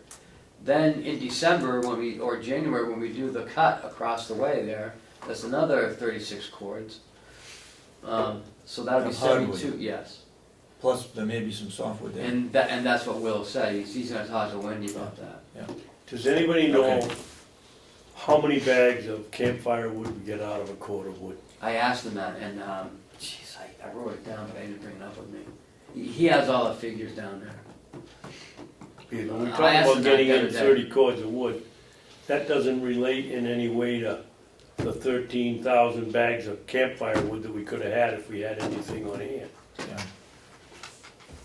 He said he puts the. I'm sure it's gonna look bad this year because we don't have the income that was proposed in our budget, I can tell you. because we don't have the dry wood. Yeah, his wood was almost 36,000, in revenue, And it was budgeted for 60. 63, 62 or 63. yeah, Yeah, yeah, but we had budgeted for 50. 50. right. His produce was quite high though, 76, 7,600. right. And the hay is, 21,000. And that Yeah, would- he says normally has 35 to 40,000 is what it normally is. I'm not sure what they put in for it,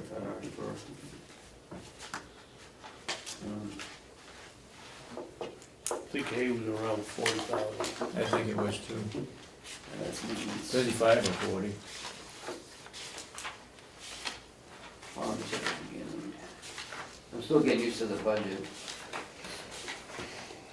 That's waterworks. I don't know.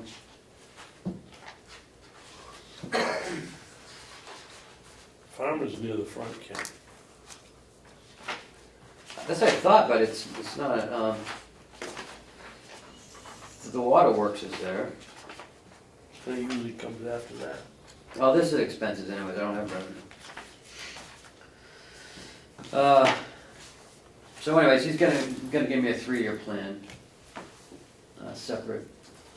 Speaking of that, have we moved forward at all in making it, the wood a revolving fund?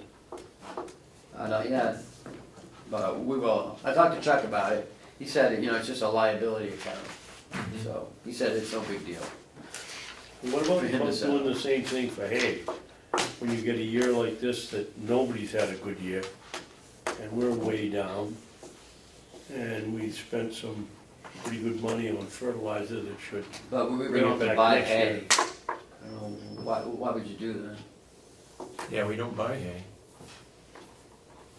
I think leave it, We Do sell the hay, wood. I'm not talking about buying hay, we sell hay. no, but we buy in wood. Yeah, but you said you wanna do the same Yeah, thing for hay. well, I didn't go far enough, I guess. Is Oh. there a way to set up a revolving account so that they get to keep 10% or 20% of the revenue so that they can manage their fertilizer? Oh, I see. Or does Well, that get talk to too Chuck, yeah, I think we're getting into, slippery slope? yeah. Okay. Yeah, yeah. Let's do I would the just wood. leave the wood the way it is, and just, leave the hay the way it is. Can we take Jason while he's here? Sure. So I'm we- sorry, I just have to interject. Oh, So yep. Chuck says that this revolving account is a liability account, you could just open up as a liability account? That's what I thought he said, so. Okay, because that sounds curious Oh, to me. maybe I'm getting mixed up with something else he said. No, I'm not, I'm just, he may be able to set it up that way so he can make it work in his books, but it may not be necessarily the way to handle it from an accounting standpoint. Okay. You know, when we buy things, there are appropriations and there are expenses. You know, that's the way that's the way, from my knowledge, things are supposed to work. If there's a separate way of doing it, Again, I'm I not may fa- be I'm not familiar. mixing words or No, no. terminology. right, Okay, Jason, so. we're gonna have you, are you on for non-public, or No, yeah, it's up to both, so why don't you just do your, you got a let's report? talk to about the give? water stuff first, and then, Okay, because Ray talked more than George.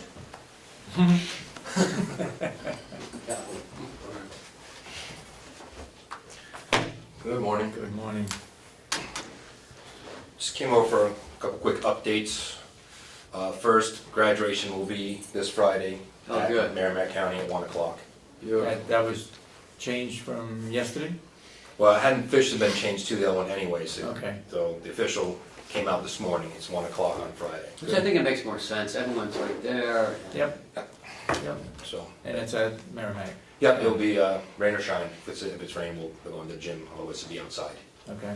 So, Oh. we have 2 We have a graduating. gym there Merrimack does it. at the nursing? No, the jail. Oh, it's gonna be at the jail? Yeah. Okay.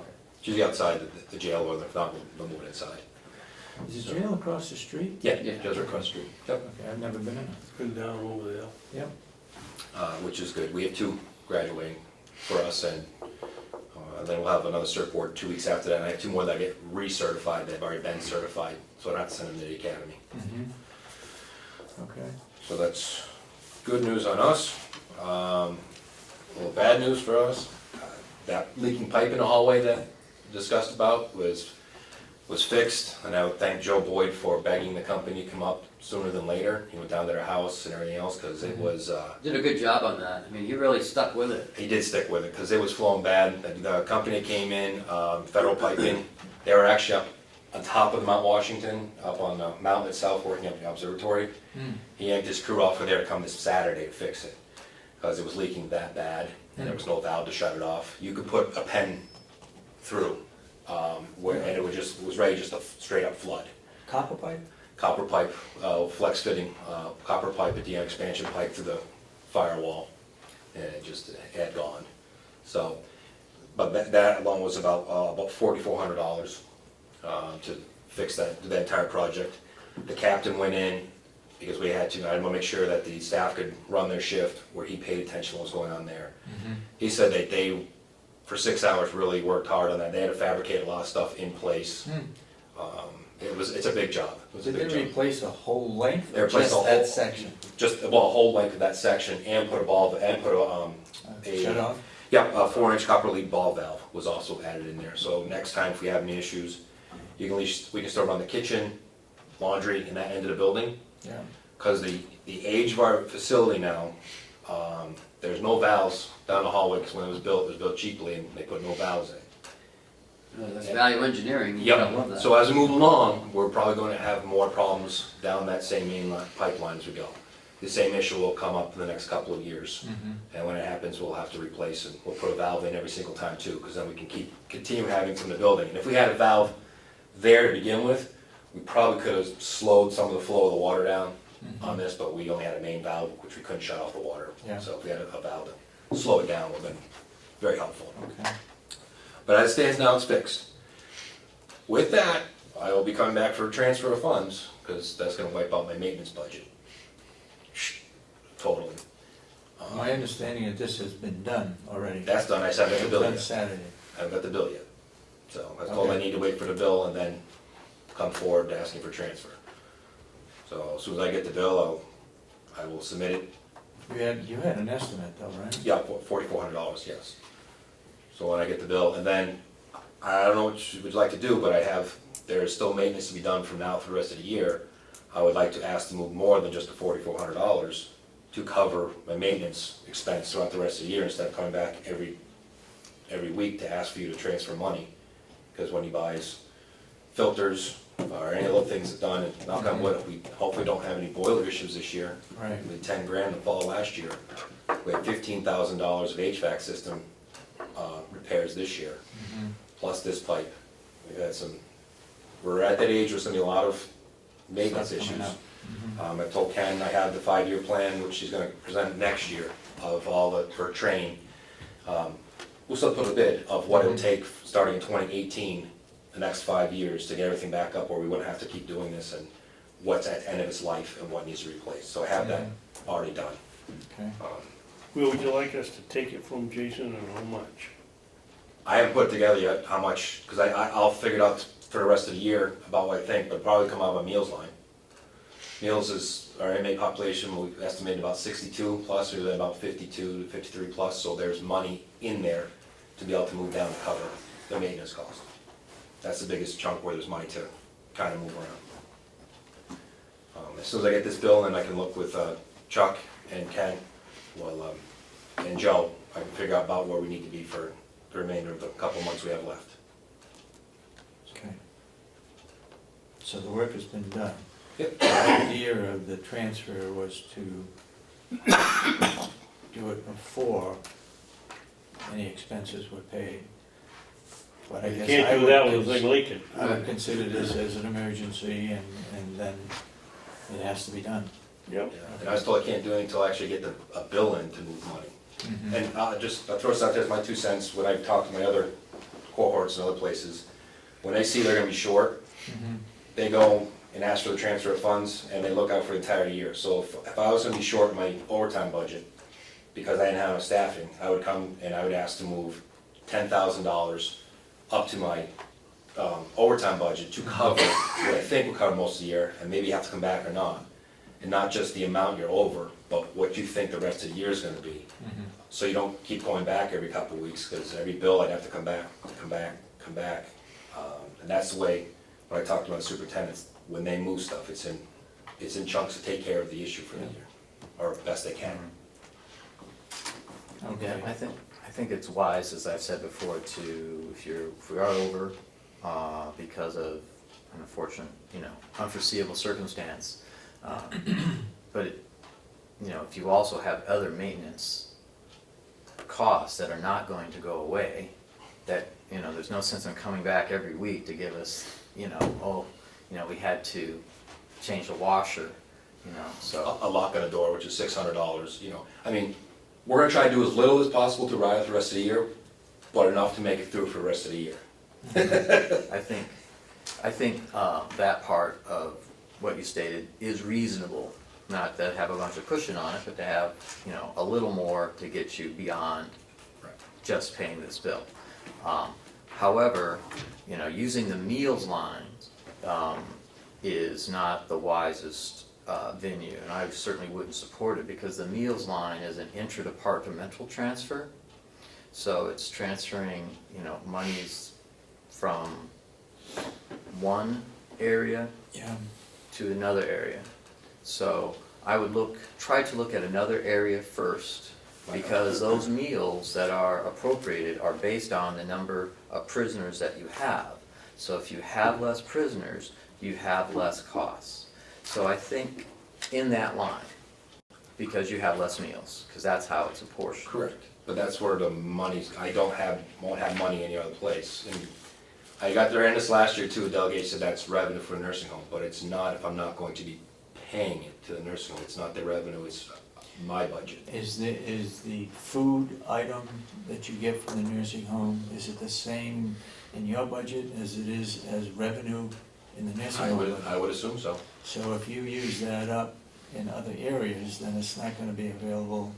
It won't be available anyways unless you're just going to hand it over to them at the end of the year, saying, here, you can have this revenue that the jail did not need to spend.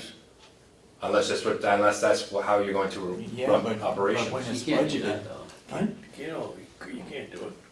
He knows that. No, I can't do That's that. what he's saying, you can't do it. The only way out is to say to them, here's the money, we didn't eat the meals, and that, you can't do that. That's my thing. I don't completely disagree. I'm just saying that it's not shouldn't be our go-to place No. to take the money from. That's all I'm saying. If we can find another way. It's not, but other ones like fees and services, there's still money there, but that's all allocated for the rest of the contracts and that's things for the rest of the year. Well, let's look at it. We're going to decide today. My problem. And that's great that you brought it up today, so we could Yep. talk about it now instead of then, and maybe look at an alternate place. My problem Not with that the it's- meals is that if you budgeted for the meals and then the nursing home budgeted that same amount as revenue, then if you use it up, they're not gonna get it as revenue, so they're gonna go short. They're gonna go short either way. But if he doesn't use it, they're not going to get it anyways. Yeah, they're gonna go short either way, because last year we reduced the budget a little bit, but they, what we didn't spend, they didn't get. They just went back and Really? covered my budget, I was still 16, I was over last year by medical by a lot, and even the meals and everything else was all covered for those lines last year, in my budget, because you didn't just turn on the nursing home, you put it in out of my budget, so. I don't control that, I mean, if that's something you guys do and says it goes over there, even though we're not spending it, Well, that's that's above something me. you need to look at. Yeah, Okay. I don't, yeah, he puts in for how many meals that they bring over, and they only receive that revenue. But that extra piece of money was appropriated for that, so that's all I'm saying. It'd be nice because of the history of, that line, that if we can find another source and not use that as our go-to source, We'll great. look at that. If not, and that's what we have to do, that's fine, because that's the way we have to go, because now we are sending it over to them to sign off on it, and they'll have the explanation, It's, Okay. Got anything else? Non-public, so. Where do we stand with the marshals? Good, they came up to the They came training. and inspected, Did the right? training, Listen to this. they came and did the training with the sheriff's department, so everybody's been trained. Yeah, We have equipment ready to go, and we had to apply for Well, we had to make sure we got our DUNS number and then a SAM number, so we could actually charge the marshals. So that has all been taking place, that, the number we just got this week, and we are ready to go. Staff's trained to do transports, Sheriff's Department's ready to do transports, it is now in the marshal's hands. They told us they absolutely want to use our facility, is now up to them, and they plan on using us. So when? And with Rockingham County, we're still in females through there. I was gonna ask you, how are we doing on? We had a lull for a little bit, and now we're back up holding some, and probably some more coming up too. Okay, good.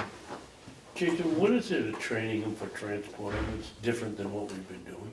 They have, by their Bureau of Justice, they follow Bureau of Justice standards and their own standards. They choose to use different equipment and different ways of, they want them actually just hooked up, we'll say, different ways they want them, how they want them secured, how they want their locks done, how they want them escorted, how their procedures are. And they're a little different than ours. They don't want us to change some of our protocols. They have a little different protocols. We are finishing that's the other thing, we're finishing the policy to mesh kind of both together. So when you look at their policy and ours, we have to, Sergeant Baker is doing that right now, finishing that up. Is theirs more stringent than ours? In some ways, yes, because they're Fed inmates, they want them taken a different way. If that's the case, why don't we follow theirs? We don't need to follow theirs. They're federals for a reason, they're in the federal system, ours are not in the federal system. Most of ours are pre-trial, Yeah. meaning they're still innocent. They're not even found guilty yet. So Well, these guys, these yeah, visitors are, sentence. All in the federal sentenced. system. I thought we So- were getting mostly pre-trial, I thought the pitch was we'd get women from Maine on pre-trial. No, we get females, males, whoever we get from the feds, whoever they need to move around. We can get both. And there's some other issues that they deal with pregnant females, that they do it a different way than we do. And I'm sure most of them will be pretrial, but they may put some sentence here for reasons. Yeah, yeah, and we get to pick and choose who they are. Unlike Stratford, they get everybody without, they just have to take them. So we're uncomfortable for pre-trial versus sentenced, we can take who we want to take, and if they become a problem, we can say, please take them. They just have some different standards. two other quick questions. Where do we stand on that program on abuse? Where they come around and inspect county Prius. jails? Yeah. With Prius. We're not doing anything with it. You're not doing anything with it? Stay What did right we now. see? Has the new center opened up? I don't, So nothing you can do. well, no, they're talking about the pre-inspection. Yeah, Pre-inspection. but if you held 17-year-olds, if you did, you couldn't have sight and sound separation. No, but you can still have the pre-inspection done, that's what other facilities have done. It costs a lot of money to have it done. But we have, doesn't Stratford County have an inspector? No, it's me. Oh, it's you? It's me. Are you pre, Yeah. oh, you I are? thought I was gonna ask Oh, I you can tell you that, that. why? I can't do this because Conflict? right, Yeah. big time conflict. But you can contract with somebody from around the country that you can, and some of the jails are, some are not doing it. I can tell you that there's at least 3 or 4 jails said, it's too much money, we really can't do Isn't it. it a requirement? No, It's not a It's a law? recommendation, but not a requirement. it's not a law. It might help mitigate some liability maybe, but Yep. when he was right, when you can't have some place to put some people. Right now, they changed the law back from 17-year-olds to 18-year-olds, so 17-year-olds won't be coming inside the jail. With that being said, unless the court deems them that they're an adult, and we're gonna charge them as an adult, they can go in an adult facility. 15-year-old, there's another county that was dealing with a 15-year-old in an adult facility. They cleared out an entire wing. As I say, you have to clear a whole wing. They cleared out an entire wing to have that person in there by themselves. Cause it's gotta be sight and sound separated. And that's still tough, because if you're dealing with meds, and how do you give them recreation time, how do you give them out time, and still watch them to make sure that they're safe and secure. We've done some things to help out. We do have a PREA coordinator now. We're still working on a PREA hotline. So we are doing a lot of compliance stuff with PREA. We have policies, and we've moved forward in a lot of stuff that if an auditor was coming in, we'll be looking at to see if you had those things in place. So we have a lot of those things already. But as for paying for somebody to come in, a lot of money, who's gonna tell you, well, you really have no way to sight and sound separation, what are you gonna do? Depends what it is. You know, if it's a Okay. female, I don't know, I can't move that whole female unit around, I have to find some place for this person to actually go to. When's the last time the jail was inspected by a commissioner? I don't remember. I know My it's turn. it's You do to due. have one, My turn. okay. It's, yeah, we talked the other day, so you're gonna come down at some point. It's due to have one. Okay, Jason, is there, one of the things that bothered me the last time, is there some kind of a form somewhere that you can lift off the internet that, to do with the inspection? I mean, ours is a homemade job that, the inspection is wide open, you can inspect whatever you want to inspect, wherever. All you gotta do is write it up and make sure a copy goes to the Attorney General's office, and you get a copy. I don't know if the Attorney General has a form or something they've been using. If you wanna put together a form, go ahead. well, I did, I put together my own last one that wasn't very good. Yeah. Wasn't very good? I think what Commissioner Babson is trying to say that if you can acquire some sort of template that he could use, that he would appreciate it. But then he would be Exactly. ready for it, right? Well, that's the other thing, it's inspection my building, I can put together the form and tell you. Yeah, right. You want to know. That's true, but I mean, What I will You know, do is, there must be I'll some sort contact of- the AG's yeah. office and see if they have a standard form for I inspection of don't jails. think they do. Oh. I think we've done that, but go ahead. Okay, anything else? Nope. All right, Jason, thank you. I'm back from non-public. Yeah, about 11:15. Okay. Thank you, Jason. Thank you. Thank you, Jason. You're welcome to stay if you want to. All right, line item transfers. Money this week, 3? 1, 2, 3, and 1 to discuss. First one's an easy one. The annual reports went over $104. Apparently, because the delegation had more meetings last year. and Yes, More yes. cost for the report, extra pages, Yep. $100 more Yep, than what was budgeted. and that's. the But that was almost 9 months ago, we must have paid the bill by now. I just saw it. No one's done anything since then. Okay. Did you remember signing it? I think I I signed a check to pay for it. I had a Kathy run a report, what's getting close to being over, what's over, and that's what Okay, we popped need to up. sign it anyway. It's over $100. And then- Where's it coming out of? It's coming out of. Dues licenses? Yeah. And then your favorite one, agency staffing. Ah. It's our, I think it's bi-weekly now.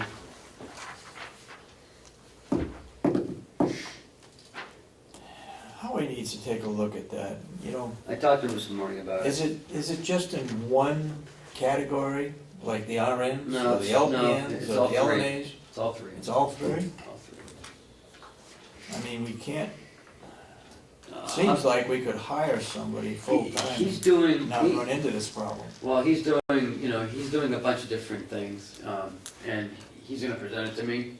Okay, That may help with this, because I asked him, I said, can't we just hire more staff and be less than especially if it's one $85 category. an hour? This one is, it's not over, but I'd like to move some money from, because we don't use Melissa anymore, Yeah, and we have Cheryl doing it. yeah, I'd like to move the remaining money in there to the overtime line item, because Kathy Armstrong is gonna be putting more hours in, yeah. because Chuck's not up to speed yet on all the finances. So she's doing a lot more, just until he gets caught up, so I just wanna move that money, the remaining money in the recording secretary into the overtime line. Okay, 'Cause I don't think it's fair that, she has to do extra hours and. hey, you can't do extra hours over 40, otherwise we're gonna get clobbed. That's what I'm saying. And, so I this don't is wanna ask actually her in to stay. anticipation of needing to move money to that line? Yes, Not that we. we have not used it, nope, have not used it.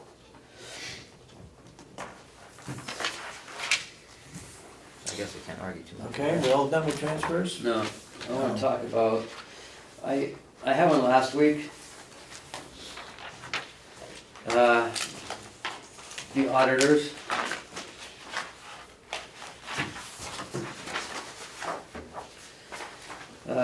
I sent it to the executive committee, and they said no.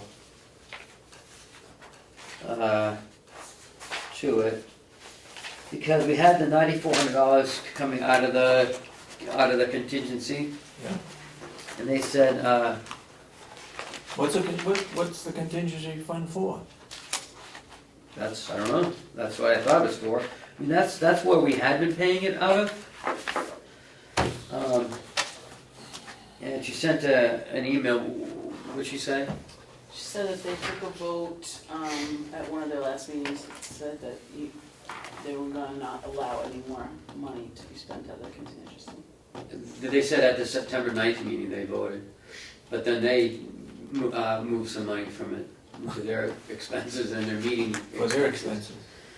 So, I mean, Don't we have it in the minutes that they made that vote? I didn't see it. I mean, I'm not saying they didn't, but I don't.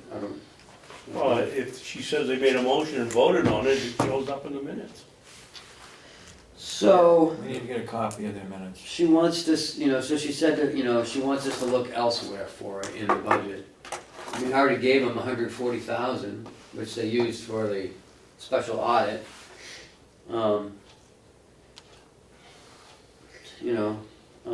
found $4,500, but, it's $9,400 plus. We have another, for the last of the remaining of the 14 audit, is another $7,700. So, the 2014 audit is $22,870, the 2014 audit, yeah, is $22,875. So this is $9,400 of it, then we still have another $7,700 I gotta find somewhere else. So, I was able to find $4,500 out of dues, licenses, and subscriptions out of the commissioners. Because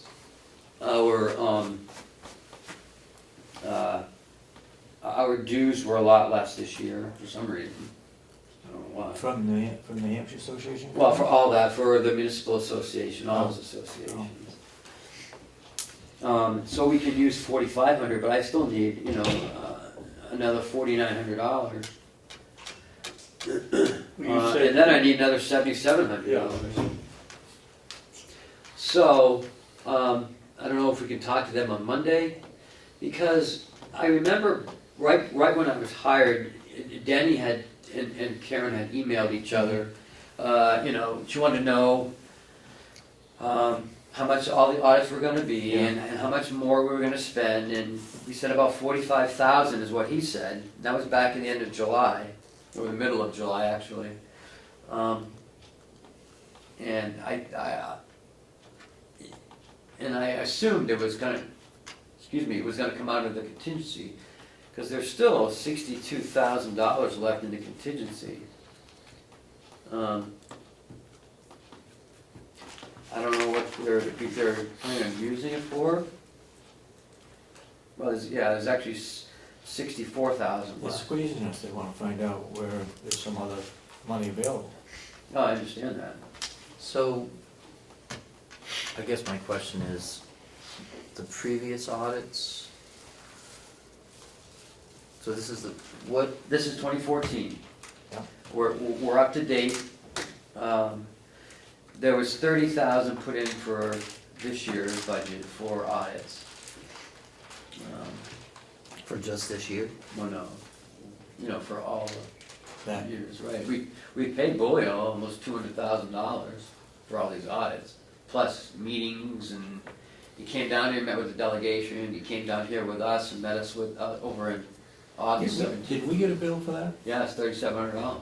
For both of them? For No. individually? Yeah, it was $3,700 for the last one, and the delegation, I think, was a little more, because he was here longer. The delegation was 3,000. Oh, it was 3,000? So that's $6,700 just for 2 meetings. I,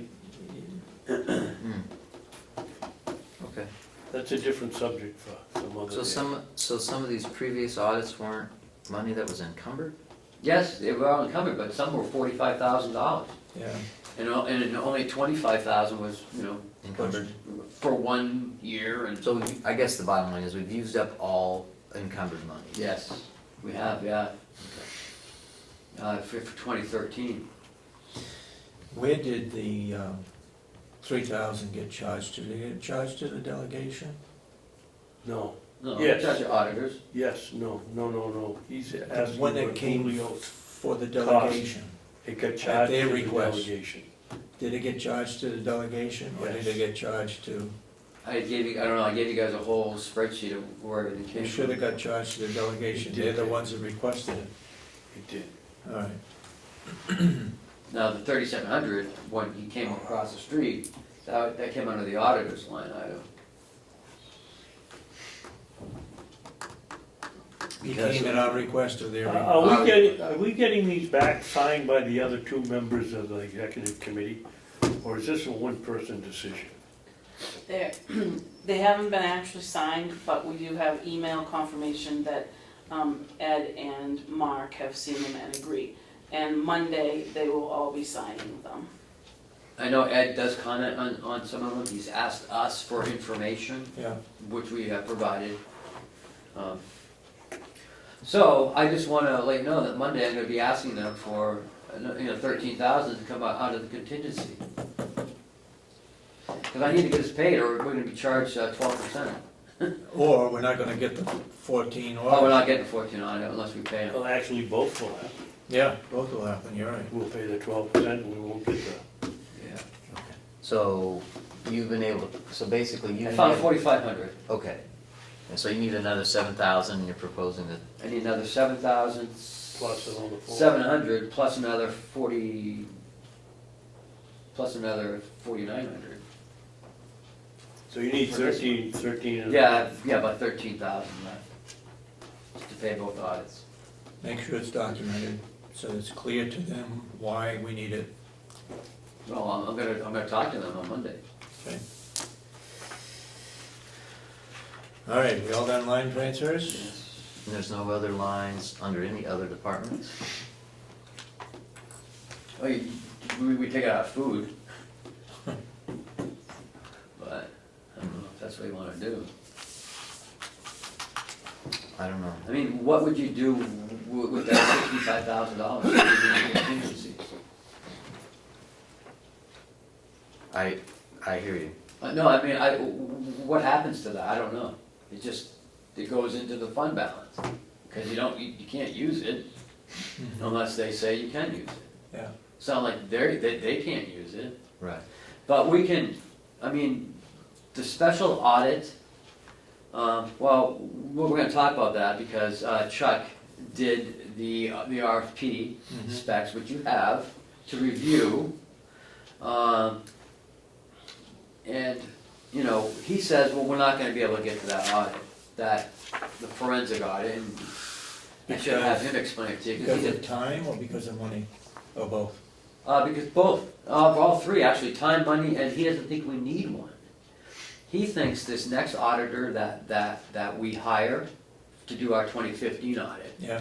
will be able to, if we ask specific questions, be able to focus on that, like if, find out where the bond money went, Yeah. for an example. Yeah. He can do it for a lot less than going for a forensic audit.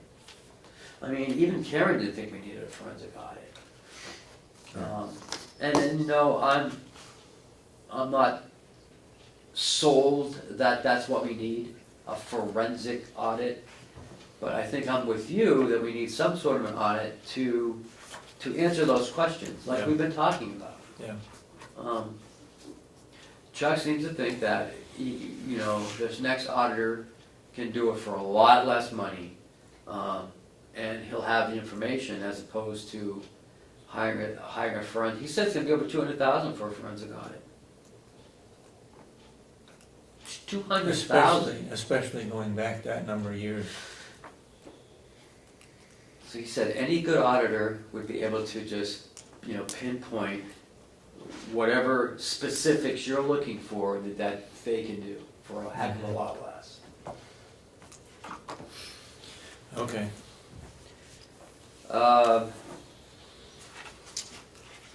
But we're in, I guess the differential would be the differential between incorporating it into our 2014 audit. 15.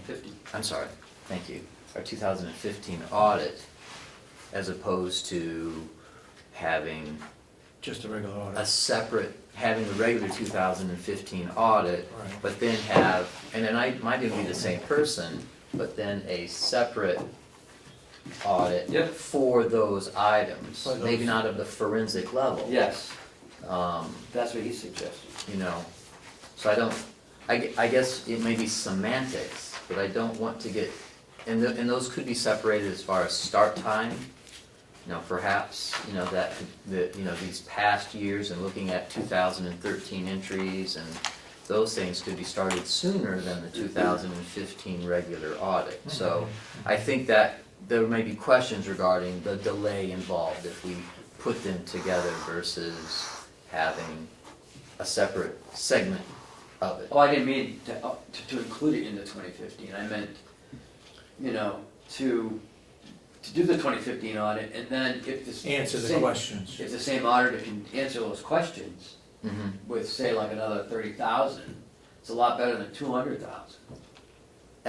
Absolutely, but, you know, but having said that, the question will be, because of the way you just phrased it, was he's doing the 2015 audit, and then while he's doing the 2015 audit, he can look into these previous year's things. That would mean it's being delayed. Do you see what I mean? As opposed to the previous year things he could be looking at first to get him up to speed, and then start the 2015. It's how we're gonna write up the RFP. Do you see what I mean? Yep. You know, that it doesn't get delayed till after the 2015 audit, it's really something he would start to do, and then the 2000, and would actually send maybe a separate report on that up to 2000 at the end of.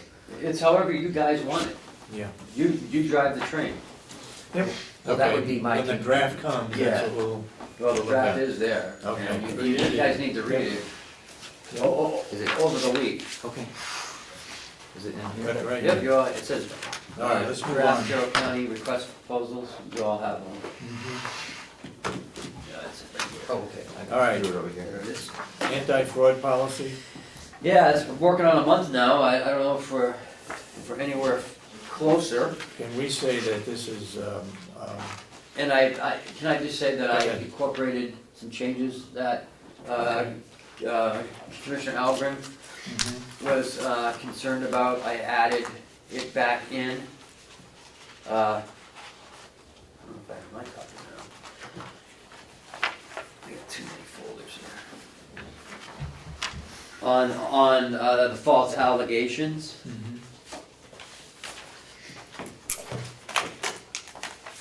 I think that's where our stumbling block was.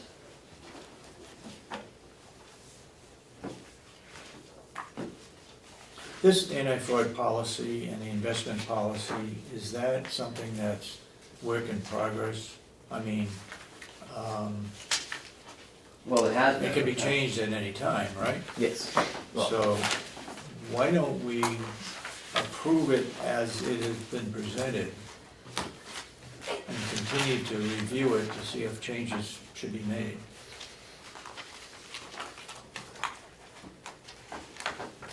I think that seems reasonable, Okay. you know, I mean, 'cause as you said, it's not like, you know, we meet Cut and every run. week. Yeah, We can change it, we're the authority on making changes, okay. so it does seem reasonable. I like the fact that we put the false allegations in, it has positives and negatives, but I think it's fairly clear there that that you're really causing disruption, that these allegations aren't that you just made a mistake and you were wrong, that you were doing it with a purpose to cause harm, and So if I can just sign this copy here. Okay. I'll make a motion that we approve the Carroll County Government anti-fraud policy. Fine. Do I second. hear a second? Do I have any other discussions? If not, all those in support of the motion say aye. Aye, Aye. and so ordered. Now, the investment policy, I had Chip look at this, because it's gonna be, between Chip and the chair. Anybody in the public want to see this policy? I think Mr. Brown wanted, and I'll give him a copy. Is that the signed one? No. Okay. Here you go, Steve. Thank you. And certainly, Appreciate that. Yeah, certainly something that you could post on the internet with, absolutely. you know. Yeah. No reason. But, he had requested a couple weeks ago, and I said, it was still in draft form, and we were still working on it, but I told him I would give it to him as soon as it was approved, so. Well, then I think we can expect public input next week from Mr. Brown. Maybe. Perhaps. Okay, was there changes in the investment policy by the treasurer? No. No, He looked at it, did he, okay, did he sign it? no, he was waiting for you guys. Well, for you, Mr. Chairman. Okay. I'd like to have you approve it first and then have him sign it. Because again, it's a county policy, but he said he was all set with it and just waiting for you. Okay, do I hear a motion to approve the investment policy? So moved. Do I hear a second? I'd like to, I'd second it. I'd like to Discussion. take another week to look at it. I came in here yesterday and I wasn't feeling well, and didn't get a chance to read it. Again, Okay, well- it's a continuing policy, it's like the anti-fraud policy, we can continue to mold it and change it as we move forward. And we're not gonna make any investments, at least for a couple of years. I don't think we have any money to invest. Well, that's the point, and we're not gonna be building anything Okay, soon. I'll call for the motion, unless you want to table it? no, I'll go along with Okay. All those in support of approving the Carroll County investment policy, say aye. it. Aye. Aye. You got one to sign? You can sign that one.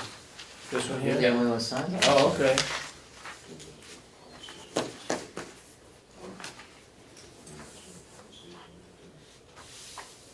Try to change my name to Ian rather than Owen. No, I don't think so. All right, where are we now? Hales location meeting. Yeah, Go ahead. Commissioner Babson mentioned it last week, and I wrote it down, but I don't remember why. What was that? Hales Hales location meeting. meeting? I would suggest if we have a meeting at Hales location, that it be a selectmen's meeting, that we can go over the budget. Well, he had brought it to my attention last week, and we were talking about it, but then you left, and I wrote it down, Hales location meeting, but that was it, and I don't know why we were talking about it, I can't even remember. Nobody asked me for a Hill's location meeting. Yeah, you were in Well, it my came- office and it you came up. mentioned it. It came up even before I wasn't here last week. But I think, we need to have a purpose for it. And I think the purpose is, one, that we're gonna put out the bid for the clerk. So if we could get a draft, can you go back and look and see when her contract is up? It's an annual contract. And have that ready for us for next week, or a copy of that contract, so we can look at it, For who? for Hales location clerk. Oh, I don't work for Hales location, I know you don't, but, so it'll have to be her. but we do get $9,000, that doesn't go to us, it goes to county, right? Does? Yes, it does, Goes in the $9,000 general fund. goes in the general fund. I think we made a mistake, it should have gone to, it was 3,000 per commissioner, is what how we figured it, but we didn't get it. I'd like to object to that Anyway, statement. I think, let's see a copy of the contract for the clerk, so that we can start looking for putting it out for bid. I think we should also look at their budget, but I don't think it's timely right now to have one. So I think we put it off, but when it comes time to look at their budget, I think we ought to have a meeting in Hale's location as selectmen. When is their budget start, or is it July or It has to be January? approved by the delegation, just like our other budget. But it wouldn't go, it would have to be done in March, by the end of March. Does it go January to December or July to June? I think it goes January. Okay. Do we have a copy of that? I talked to Kathy, she's here today. So Yeah. I'll talk to her. Yeah. Yeah, we need to clean that up a little bit. And I think it's wise if we have a meeting with them. I did get With a the call from people the in school Hill's yesterday, location. from someone up there about us, they were moving in. What's that? It was a realtor and they were, had somebody interested in a home and they wanted to find out what was going on with the schools, where those children would go to school. Gentleman called me and I called him back and I explained to him what the situation was. Okay. It's just, where are we, the only thing I couldn't answer is where we are with the contract with, that Tom is making up. We didn't sign that, did we? No. He came in last week, No. remember? But Did he come in last week? Yeah, Well, we didn't sign it. no, he didn't sign it. So did he come in with a contract? I don't remember. He was talking about, remember he sat here, Tom, about other stuff, Mm-hmm. on that non-public. Did he mention the contract? As I part don't of the remember. I don't $9,000 remember. investment we have, would you I'll check talk with to him. Tom and see if we can't get that straightened Yeah. out? And get a contract with SAU 72, is it? Out of Frederick? I don't think so. Okay. All right. Okay. All right, the letter. Yeah, in your package, you'll have a letter from Richard Merritt. It was addressed to, To the governor. just to Governor Hassan and also to all the county commissioners. It's the Secretary of State, all members of New Hampshire Senate via the clerk's office, all members, House of Representatives, all county commissioners, and all county sheriffs. This is something that the state needs to do? What is a common law, I don't know. for a common law jury system? It said State of New Hampshire County Commissioner Common law Carroll, grand jury. David Sorensen. Common law Mr. grand Chairman. jury. Apparently he wants to start a common law grand jury. Well, according to the Constitution, apparently that's, What's supposed to be happening if you it's supposed to be believe happening and it's not. The Supreme Court So is attempting to destroy it, apparently. so I just wanted, to bring it to your In the attention. Fifth and the Seventh Amendments of the Constitution, it guarantees a common law grand jury. Why don't we invite Mr. Merritt up here? And I think it's bigger than us. I think it's, we'll invite him up here and have him tell us what it's all about. where is he? In Manchester. Manchester? On behalf of the people of New Hampshire, demanding that you, as the Chief Executive Officer, reinstate the common law grand jury in all 10 counties as the supreme law of the land dictates. You must admit that operating the CLGJ. I mean, the county commissioners, I don't think have a that's a judicial, process. I mean, we could support it, but not much we can't institute it. It says the jury itself is comprised of 25 members in each county. Yeah. Attorneys or political opportunists are not acceptable as CLGJ administrators. And who makes that decision? Common law grand jury is the people's tribunal, and the government has no authority placing individuals as administrators. I think it's probably a good thing, actually, Yeah. if it can reduce the number of cases that go to court. Okay, I got a bunch of, I'll be done with that? What are we gonna do with it? What do you wanna do? Well, I just wanted to let you guys know about it, in case, you know, in case someone asks you about it. Why don't we invite him here along with the governor? With the governor. Maybe we could, Have a debate. Well, does anybody feel that the commissioners can What can we do about it? institute it or, The only thing we could do is apply pressure if somebody gets the ball rolling. we could write a letter of support to the governor.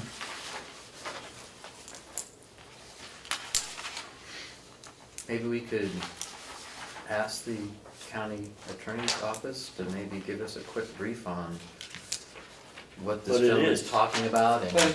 and, you know, Okay, that's a good It idea. is a good idea. That's a good idea, Yep. Chris. Line that up for get us up next to week. speed and give us, you know, 'cause So next week I'll have him do that. Okay, I need to, under the work session, I need to ask you if you plan on attending any of the New Hampshire Association of Counties meetings for voting purposes. Right now, you have a vote. If you are not going to make any of those meetings, I would suggest then that Ken replace you. okay. But it's up to you, what you want to do. We have 5 members. I'm the 6th as a past president. Mhm.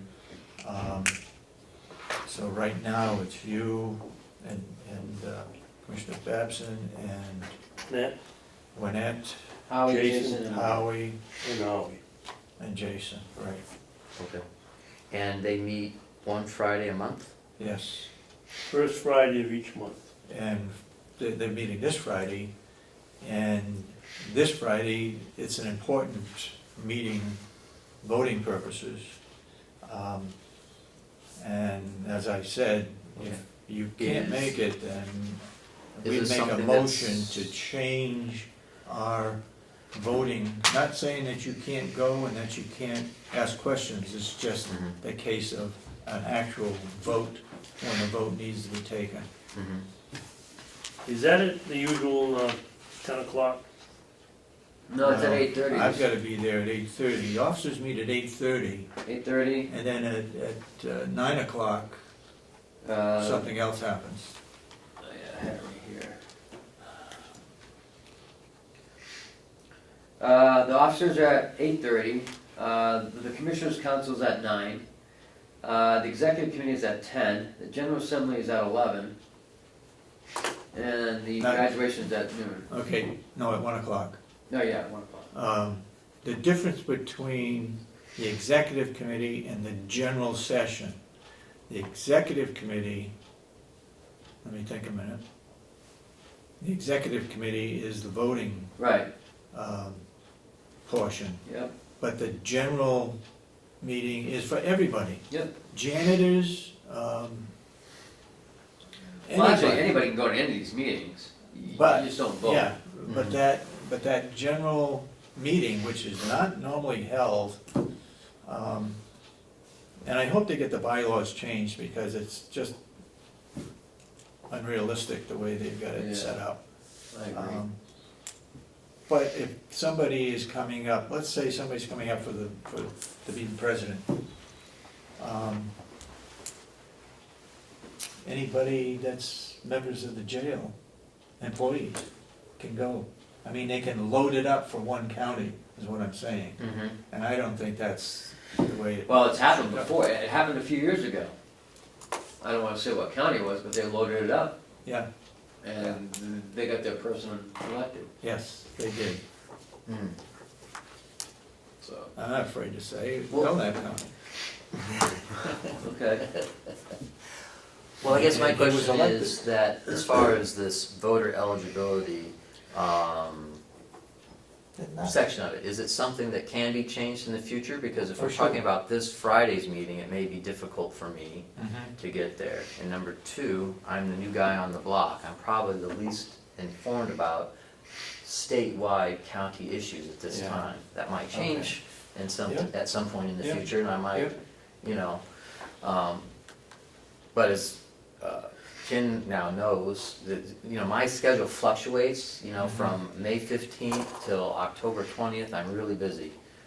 Not those times, I'm not as busy, so I can have more involvement, but this Friday is gonna be difficult for me to go, so I think certainly makes sense for us to move forward with that for this Friday's meeting. Okay. And, you know, then we can revisit that Try in to the do that. future, if I can prove myself worthy.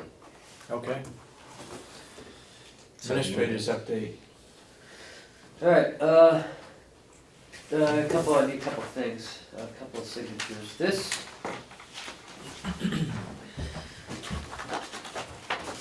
dropped off for UNH for the budget process. Oh, for their budget? Yep. Already? Wow. Are we gonna be moving forward pretty soon on our budget? Heck no. That's what I was afraid of. I'm gonna wait till January. Yeah. I'm serious, Ken, I think we ought to get going We've already next week started. if we can. We've already started, Dave. We've already started. We send out budgets, people are working on their budgets right now. And I just wanted to talk to you guys, I mean, that's part of my updates is I wanna know how we wanna structure these. Because from where I'm from, you know, everyone submits it to the administrator, then the administrator sits with the commissioners, and if there's questions, then department heads come in and present along with it. But, you know, Ray gets all the budgets first, he goes through them, and then they meet with the commissioners. I don't know, you know, and Chris is strapped for time this month and next month. So he's hoping, I'm gonna try to get as many as we can in with him while he's here, but he would suggest, he wants to be involved in the nursing home budget. Yeah. So I'm gonna, you know, kind of conform that to when he's here. Yeah. So that's in like the middle of November. What we've done in the past is we've had the department heads come in, because you weren't here. Yep. And explain their budget. And then we took it and looked at it, and if we made any changes, we had the department heads come back in again and say, can you live with our changes? Because normally we reduce them. And then that's what goes forward. So you're gonna take care of I don't know, the first round. I want your input to tell me how you guys wanna see it. You know, cause I'll do anything you guys want me to do, but Well, you I wanna know, do it what makes sense. In the beginning, I said, and I think the board agreed, that we would take responsibilities for a certain section, like you were gonna do the nursing home, you were gonna do the jail and the farm, and I would take, not all of them, though. Anyway, You got what's left over. right. But I think you Which guys should means sit the in attorney on all of them though, right? We're responsible for all of them, but I think the first round, maybe, you two guys work on the nursing home budget and try to get that done. Yeah, I think that during our conversation, you know, that's kind of what I was driving at, is that the very first round, that the individual commissioners, maybe with their individual responsibility, Whatever it they is. would work with that department. Yeah, So in that Okay. very first round, and then and then all of us get involved in it. And then you would present everything to us at, Yeah. you know, so, because I haven't seen the jails, you know, then, you know, so be similar, I think, to, in some ways, to what you're used to, except for the commissioners would have some involvement with one particular department. And, you know, as Commissioner Sorensen said, he may have very little involvement when it comes to some of the pre-meetings. Some of them he might, you know, so that Yeah. you guys can kind of talk about. But it'd be nice to be, from my perspective at least, it'd be nice to be involved with a little bit of the pre-meetings of the nursing home, to take a look at that, see how it comes, and then it comes before all of us. If we need to make any changes, that sort of thing. That kind of idea, that we at least have, maybe not with the whole budget pre, but with our individual spot. Because You have any you're comments limited with regarding time, I'm gonna push it quick.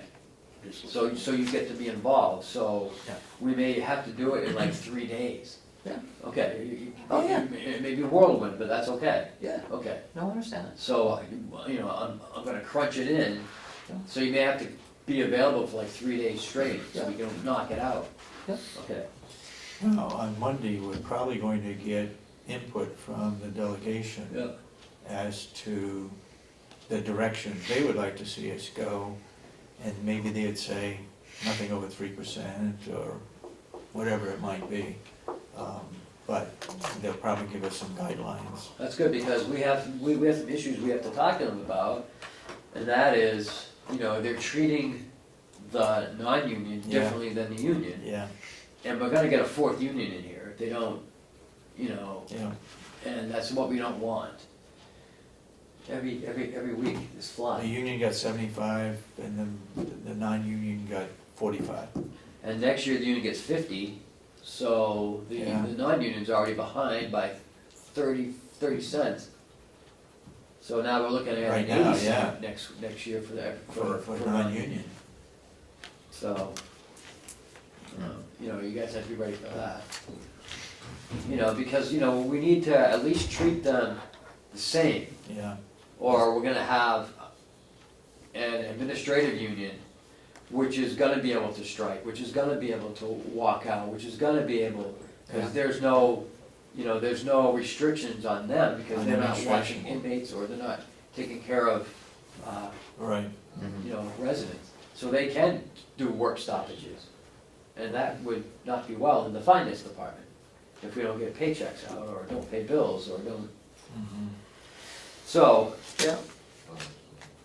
Well, yep, that's certainly a policy. I guess that, you know, we need to revisit, and I guess I missed out on some of the differentials in the pay increase, because that must have just happened this past year. yeah. And it happened in the Yes. subcommittee. So, The chairman wanted to do it correctly, but he couldn't get, he got the motion but never got a second. Who was that? It was with the Schmidt? Schmidt, he was chairman. Because he did ask me for the cost difference, Yeah, which I gave to him, which was, like 3,000 a month, or 30,000 a year, about $33,000 a year. okay, I was thinking 37, okay. yeah. For the 30 cents. Yeah, And I gave it to him at the September 9th vote. mhm. Haven't heard from him since. Yeah. He was on the compensation committee. Yeah. He said he which was didn't, Mon- I told him, you know, we don't want a fourth union in here, so. Yeah, And he agreed with what I was saying. yeah, he agreed that it should have got it, but just couldn't get the Think it's a support. motion out of the subcommittee. Well, we've got other things that we've got the wage increases. They've been crowing about the performance audit now since it was done. And they in there suggest that we have fiber optics. They Yeah. suggest that we have another person in Health and Human Services, No, human resources. Human Resources. Yeah, and we're looking at all that. But I mean, This these year. are costs that are, it would be nice if we could go along and say, well, 3% or 2% or 1%, but we've got some major costs that we've got to start some reserve fund somewhere along it. This one says we ought to be having capital improvement plan. Yeah. I mean, Yeah, every time we do anything, the delegation votes it down, but somewhere, unless we're gonna continue like we're going, things are gonna change. And part of my plan, and also Chuck's, is the capital improvement plan. We have the forms ready to go for next year, mhm. but we can't put one together in October. It's impossible to get a comprehensive plan Right. together. It's a 5-year plan, you can't do it in 3 weeks. So, we're gonna put it off till next year, till 2017. Yeah, because it's 2016 next year. So we're not gonna worry about, we're gonna start that like next May, April, May, start on that. Because there's gonna be 2 unions, it's gonna be up, we're gonna have to look at In next year. 2017. Yeah. Yeah. Um,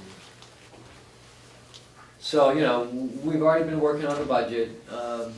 Chuck has already had a meeting last week about the formatting of it. Yeah, And, you know, we've already started, their department heads are already working on it, and I'm having a meeting, hopefully on Friday, on next Friday. I was gonna do it at my end of the month meeting, but I'm gonna do it a week early to really get it pushing. Could I get a census from the board that we look at all of the outside agencies, regional agencies, and have them come in for a presentation? Or do we want to just leave it up to the subcommittee of the delegation? I see, for example, the co-op extension is up by probably $3,000 over last year's. Yep. Can I make a suggestion? Sure. When was the last time you had them come in? Last year we Till had finish their budget. We had RSVP, we had extension, we had Child Advocacy Center, we had a visiting nurse, and I'm missing a couple. So they all came in last year. I think so. Well, you should have come in again this year. Well, Representative Teichers has always suggested, and I think it's a good idea, that why have them come in twice? Why can't we sit right there and the delegation sit right here and the outside agency come in and present what they want? So let's mention that on Monday then. And then instead of do that, she brought it up 2 years ago and they said no, they wanted to have their own session with them. It just seemed to me like a waste of everybody's time and another cost. All right, I guess we'll wait until Monday to see what they want to do. Okay. So I got that out of the way. Also in your packet, there's an internal control procedures. That's something for you guys to start looking at. It has to do with how we do our internal controls. It's something that the performance audit suggests, and also now the DRA audit. So this is like an ongoing thing. It's something Did we take this from some other county? yeah, from Stratford. I get everything from Stratford. Yeah. There's a lot of pages in this. Well, you know, Diane's A lot of very detail. detailed on how she wants her internal controls done. And I had to change some of them because some of the stuff we don't do that they do down there. Right. So having said that, Yep. is there, so everything that is in here is currently policy, but just not written No. down?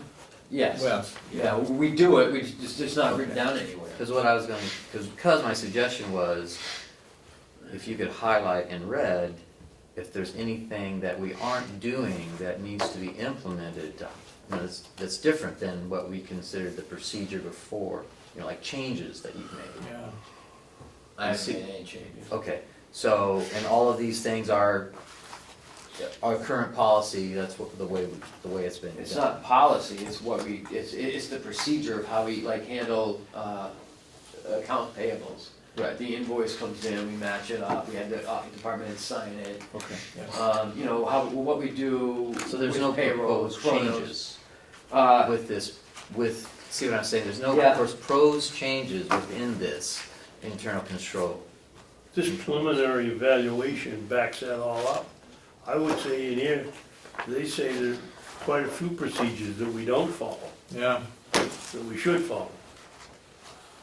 And all I'm saying is, I want you guys to look at this, and, you know, tell me what you think. And then, I had Chuck look at it, and then once you guys look at it, then Chuck and I will continue to work on it, along with Kathy Armstrong, and also Cheryl. You know, we don't, I looked through our like procedure book downstairs, it's like 3 pages, or 4 pages. Yeah. I mean, there's nothing down there, or very little anyways. I mean, there's some things down there, but, again, you know, we need to start having policies, we need to start having, you know, finance, you know, safeguards, procedures. And I just want to know that, you know, we are starting that.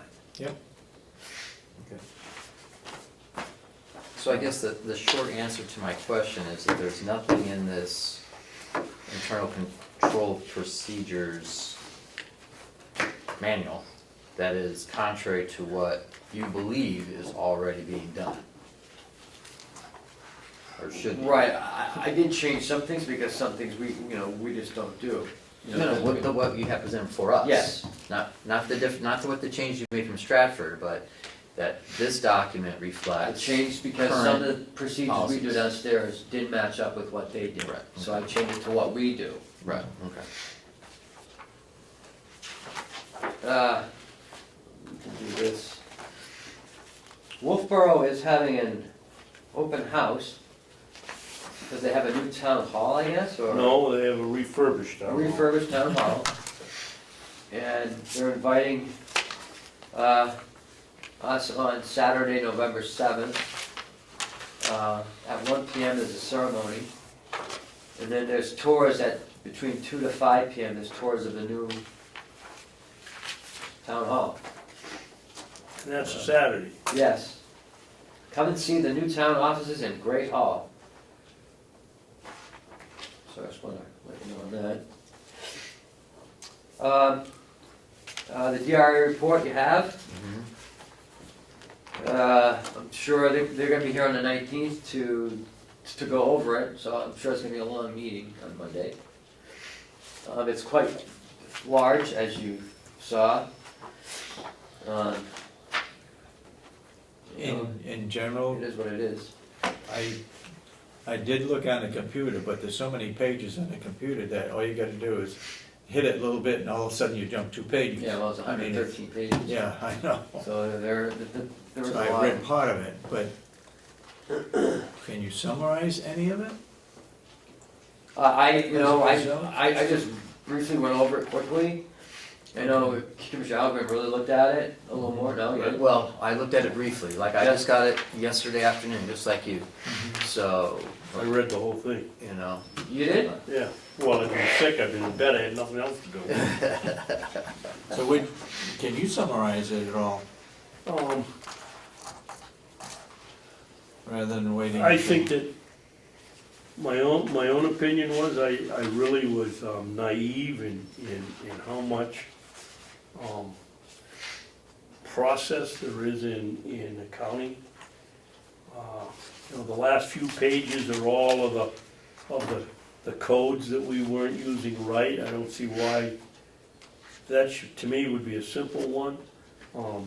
There's no question, they fault us for poor business management in the office for years, and following procedures and the information. In fact, I think it says in here somewhere, they can't resolve some of the issues, and so just use what the accountant came up with for the year. I mean, it's pretty good reading. And you understood it all? No, I didn't. Read some of it twice. It talked about, here you go, page 19, summation. I think the good news, Commissioner Sorensen, is that the first 20 pages are really the bulk of the report, and the rest of it is appendices. Yep. And that's the first 20 pages, and I also noticed that on page,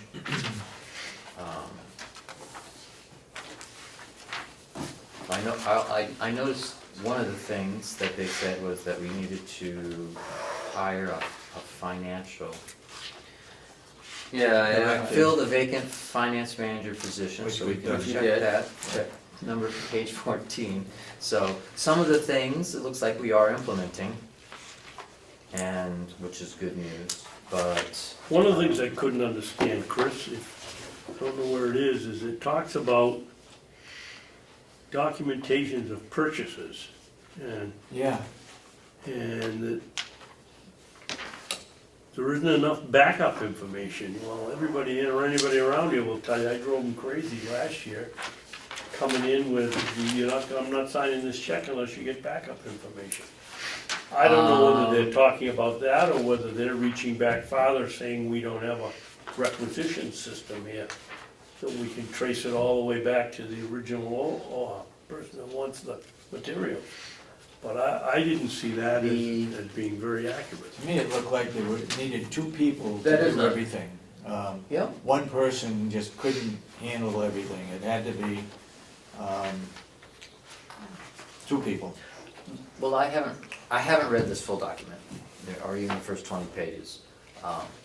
But there is a separation of duties component of internal controls and accounting. The person who is purchasing the items should not be the person who writes the checks for the items, Right, you know. right. Right. That may be And the what you saw. receipts, yeah. That may be what you saw, I don't know. Yeah. Yes, My I own- saw that in there. You know, that you need to Is that what have you're saying? that sort of separation. And that's a good part of it, that the person who makes the requisition isn't the person signing the check for it. They make the requisition, they give the supporting documentation to the finance office, and they write the checks, which, you know, which seems to be pretty good, that part of it.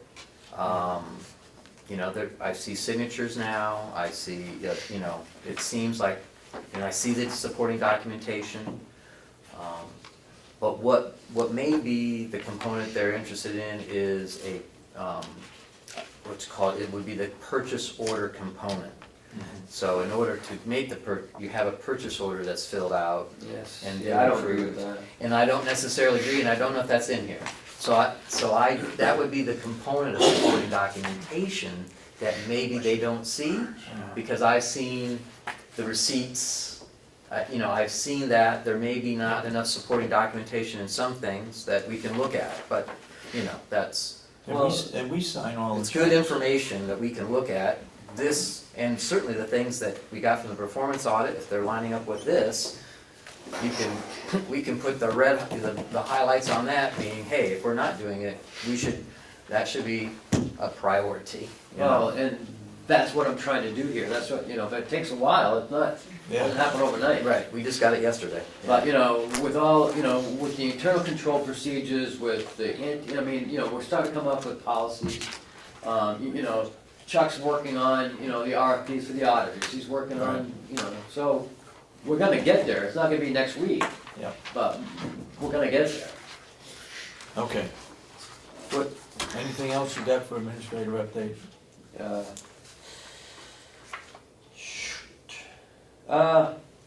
RFP on the audit, you got that, Yeah, internal controls, you got that. The drug court grants. In the news today, they talked about there'll be drug courts in every county. And they're gonna provide, grants for the counties that don't have them. And they're gonna be giving money to the counties that do have them to, to keep them going. Apparently, the state got almost $3 million, or $2.5 million, or whatever they got, for that. So I'm not sure, I'm gonna find out more information. There's legislature going through now. Maybe I can talk to someone on Monday, about that, and maybe they'll have more information for us. But you know as well as I do, Ken, it costs Stratford County a lot more than that total that the state's gonna get for drug courts. Well, Just for their own. not to start, we started that drug court for 3 years on grants. Yeah. And then after that, it was half the money. But that's something you wanna see, Oh, is yeah, a drug court. yeah, Graduation absolutely. from drug court down there. And 2 weeks ago, they had a forum down at Wakefield School. And, I got a call from Lino, and we talked for about an hour about the way Stratford does their, drug court and their community corrections, which is a big, it's a big help to not only the jail, but, to the people itself. And it provides accountability for the addict. And you've been to the graduation? Yep. It's just very moving to actually see that, and how that person has changed their life around. That's an understatement. Yeah, Yeah, And they've got a very small recidivism percentage, recidivism, yeah, so it's Yep. working. yep. The, But it takes a lot of money. You have the judge, you have the Yeah, but you don't pay the psychiatrist, judge. you have, I forget, they had 5 or 6 people that were involved with these kids that were in the program. Well, I mean, maybe we, you know, with that money, you send them down to Stratford Drug Court, I don't know. You know, I don't know what the grant entails, okay, but I'd like to find out. yeah. Peter Favre, Judge Favre, was interested Yep. in setting one up here. Yes. Yeah, because he was the one who set it up down there. Right. And also Judge Mole, It was Judge Brown. Judge Mole that was there the day, Oh, so that must have been years ago then. well, it was 5 years ago, 6 Yeah. years ago? Okay. So, yeah, look into it and let's, if that's gonna be a requirement that each county's gonna have it, we might just as well get in on the grant application. Yeah, get started on that. I think that, for, also on this Monday's meeting, I think it would be wise for Ken to maybe enumerate some of the things on the performance audit that he's accomplished, because he's done a fantastic job Thank you. getting that stuff started. We appreciate that. And Finance I- as well as HR. Yeah, and I think that, you know, whether it's just checking the box, you know, these things have been implemented, you know, just like as an update. I think that would be wise, because I think, that would be good information that they'd like to hear. And I'm also creating a long-term plan too, for, you know, I want to say Stratford County, for Carroll County. Mhm. So, you know, but that's an ongoing, that's always an ongoing plan, you know, kind of get me focused on where we need to be going. And a lot of that's based on the performance on it.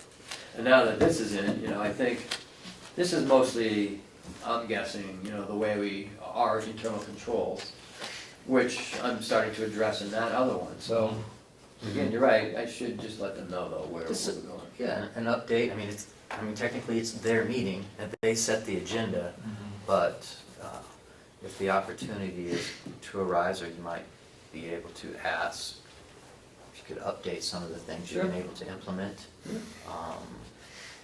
And, Your opportunity comes when you introduce the new director of finance and saying, this is what we've done Yeah, so perfect. far. Yep, that's a perfect chance. Okay. The letter to NACO, you want me to, I haven't written it yet, but I have some ideas. The NACO Yeah, to the New Hampshire Association of Counties. for, You wanted me to do it you weren't here. no, They wanted me to write a letter to NACO about, you know, why are we having it up to Mount Washington? Why are we paying $33 for breakfast? And, you know, why can't we have it closer in a more reasonable location? and why would we have to pay all the registration before they had it one day at a time? Yeah, Because the nursing home people get credit for going for one day. So why not pay just for that day and not the whole conference? You can pay per session. What's that? You can pay per session. You can? yes, per session, $55 a session, Yeah. or $175 for the whole conference. So, I don't know. I think it was great, but. so, but yeah, the The well, he was cheapest, gonna, we just asked Ken if I we could just haven't had together a a chance, letter but I'm, that we could, it's you still know, on my just list, send and I'm still along. writing. yep. Because it does seem to be somewhat extravagant, the amount of money on some of those things up there. One of the least expensive meetings that I've ever been to for the last 16 years was held in North Conway, At the North Conway Grant. at the North Conway I Grant. like that place, I thought it was the best venue I thought. And because Betsy, the executive director, had a problem with one meal Yeah. being cold or something, they decided that that's out, they're not gonna go there anymore. And Well, what's that's too good, bad. and what's good about having it there, you don't have to stay there. You can stay at a less expensive hotel right down the street or Yeah. next door. Yeah, You know, I mean, you don't have to spend $600 for hotel accommodation. See, it's up to the county that's hosting the meeting as to where See, I don't, it's I held think and it should be up to the the, whole organization. The But it membership. still has to be approved by the executive committee. And any expenses have to be approved by the Commissioners' Council. So I don't know, it's a good thing. I think it's great. We had it up there, very inexpensive. so that is it for me. Okay. Go ahead. On Ken's, to-do list, when are you talking to the heads of departments again? Next Friday. Next Thursday, sorry. Next week. You and I have talked about this, but will you please remind them that we're in a tight money situation and I have it on my list, yes, sir. it's their responsibility to tighten their belts. Yep. I mean, to have people driving from here to Keene and back 2 days in a row to go to a conference and paying the mileage doesn't make sense. We need to cut back, we need to save every penny we can. And On the they've other, gotta get the message. on the other hand, in defense of that, I think this report from DRA says we need a lot of training. Oh, but that's not what he's No, I'm saying. not complaining about the training, Oh. I'm complaining about the fact that you could stay down there in a hotel and come Probably back. cheaper than Oh, driving cheaper back Drive and drive forth. down, I back got and you. forth 2 days in a row. I got you. Okay. All right, you got anything else? Nope. You got anything, Chris? No, no. Thank you. All right, then we, back to public input. I got one more Yeah. thing before you go to, I forgot one thing to add. Next Thursday, the 22nd, myself and Lieutenant are going to Mountain View Grand. It's for the, there's a heroin summit going on. I'm invited by one of the legislators to go up there. So it was by invitation only. So we'll be taking a cruiser and heading up there from 9 to 12 next Thursday. Where is it? Mountain View, Mountain View. yep. Okay. Lori be here for your budgets. It is Your a comment. huge issue, Yeah, it is. a huge issue. Okay, public input. Go ahead, Mr. Brown. Is that DRA report gonna be made available to the public? Not until after Monday. You're gonna put it online, or? We probably could, Man, that's a lot of, I mean, I don't know. Yeah, you can put it online.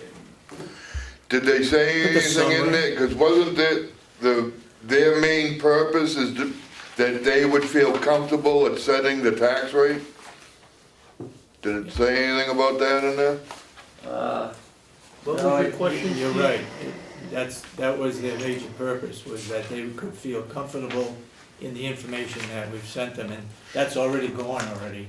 But does it Tax rate. say anything about that in there? Did anybody catch up on? Not what I've read, I've only briefly, because you can see how thick it is.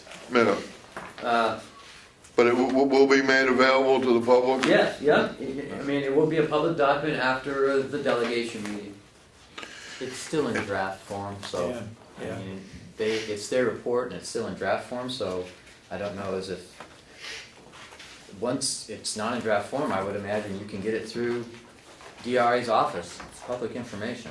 I would imagine, Mr. Brown, that would be what I would hope. I don't think it's just our eyes only. Oh, no, and but I don't wanna give it out before the delegation has a chance to review it and talk about it with us. Well, isn't the answer to his question the fact that they say in here that they can't straighten the books out? And that the best thing they can do is go with the auditor's assumptions? I think that's in here somewhere in the last summation Right, I here. gotta read that part. He says page 19. Oh, well. well, let's, Yeah, we to gotta answer move your on. question, we'll try to make it As soon as possible. Alright, and then, Oh, go ahead. Commissioner Hall, when we were talking, when the discussion about, with Stratford, about the nursing home, and about once the bond gets paid off, that maybe we might get down to a lower, something less than $2 million. The only problem with that is in 20 years, that's when that building's gonna start needing a lot of repairs. So I don't think you're ever gonna really get down to close to something that will be less, that, closer to zero, that it's not costing any money.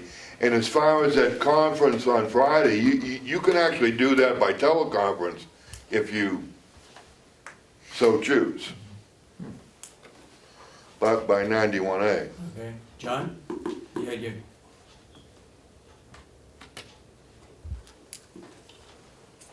The broad policy and the investment policy documents, those available to the public, right? sure. Yep, I can have a copy. absolutely. What was that organization about the common law grand juries? I don't know, is this a I letter? don't think it was an organization, John, it was It was a a gentleman, letter. just a gentleman's letter. Yeah. Richard Line. I could give it, yeah. Like National a copy Liberty of- Alliance. Oh, it is, Oh, National yep. Liberty Alliance. State Coordinator, National Oh, Liberty okay. Alliance. Thank you. Anybody else, public input? I'd like Okay. the two other documents when they're available too, please. Oh, sure, yep. Okay, then Woody will move into non-public. I'll make a motion, we go into non-public sessions 1 and 2. And 3 and 4. And 3 and 4. Where do you see 3 and 4? Okay, 3 and 4. Next page. And section 3 and 4, well, I guess, are they the same ones, or can we, do we have to have two No, motions? they're different. Okay, I'll make a motion that we go into non-public session 1 and 2 under RSA 91A.3, paragraph 2, parentheses A, the dismissal, promotion, or compensation of any public employee, or the disciplining of any such employee, or the investigation of any charges against him, or should be her, unless the employee affected has the right to a meeting and request that the meeting be open, in which case the request shall be granted. And should we make the same motion for session 3 and 4? Why don't we do that? I'll make the second motion. I'll make a motion that, and under that first motion, that it also includes section 3 and 4, under 91A.3, paragraph 2, parentheses 3, matters which, if discussed publicly, would likely affect adversely the reputation of any person other than the member of the body or the agency itself, unless such person requests an open meeting. I'll second it. Any further discussion? Roll call? Commissioner Ahlgren? Yes. Commissioner Sorensen? Yes. Commissioner Babson? Yes. And it's so voted. With non-public, I don't expect anything to happen after coming out of the non-public sessions. We will just adjourn. Can we take a recess for We'll take a recess. 5 minutes? Question, John?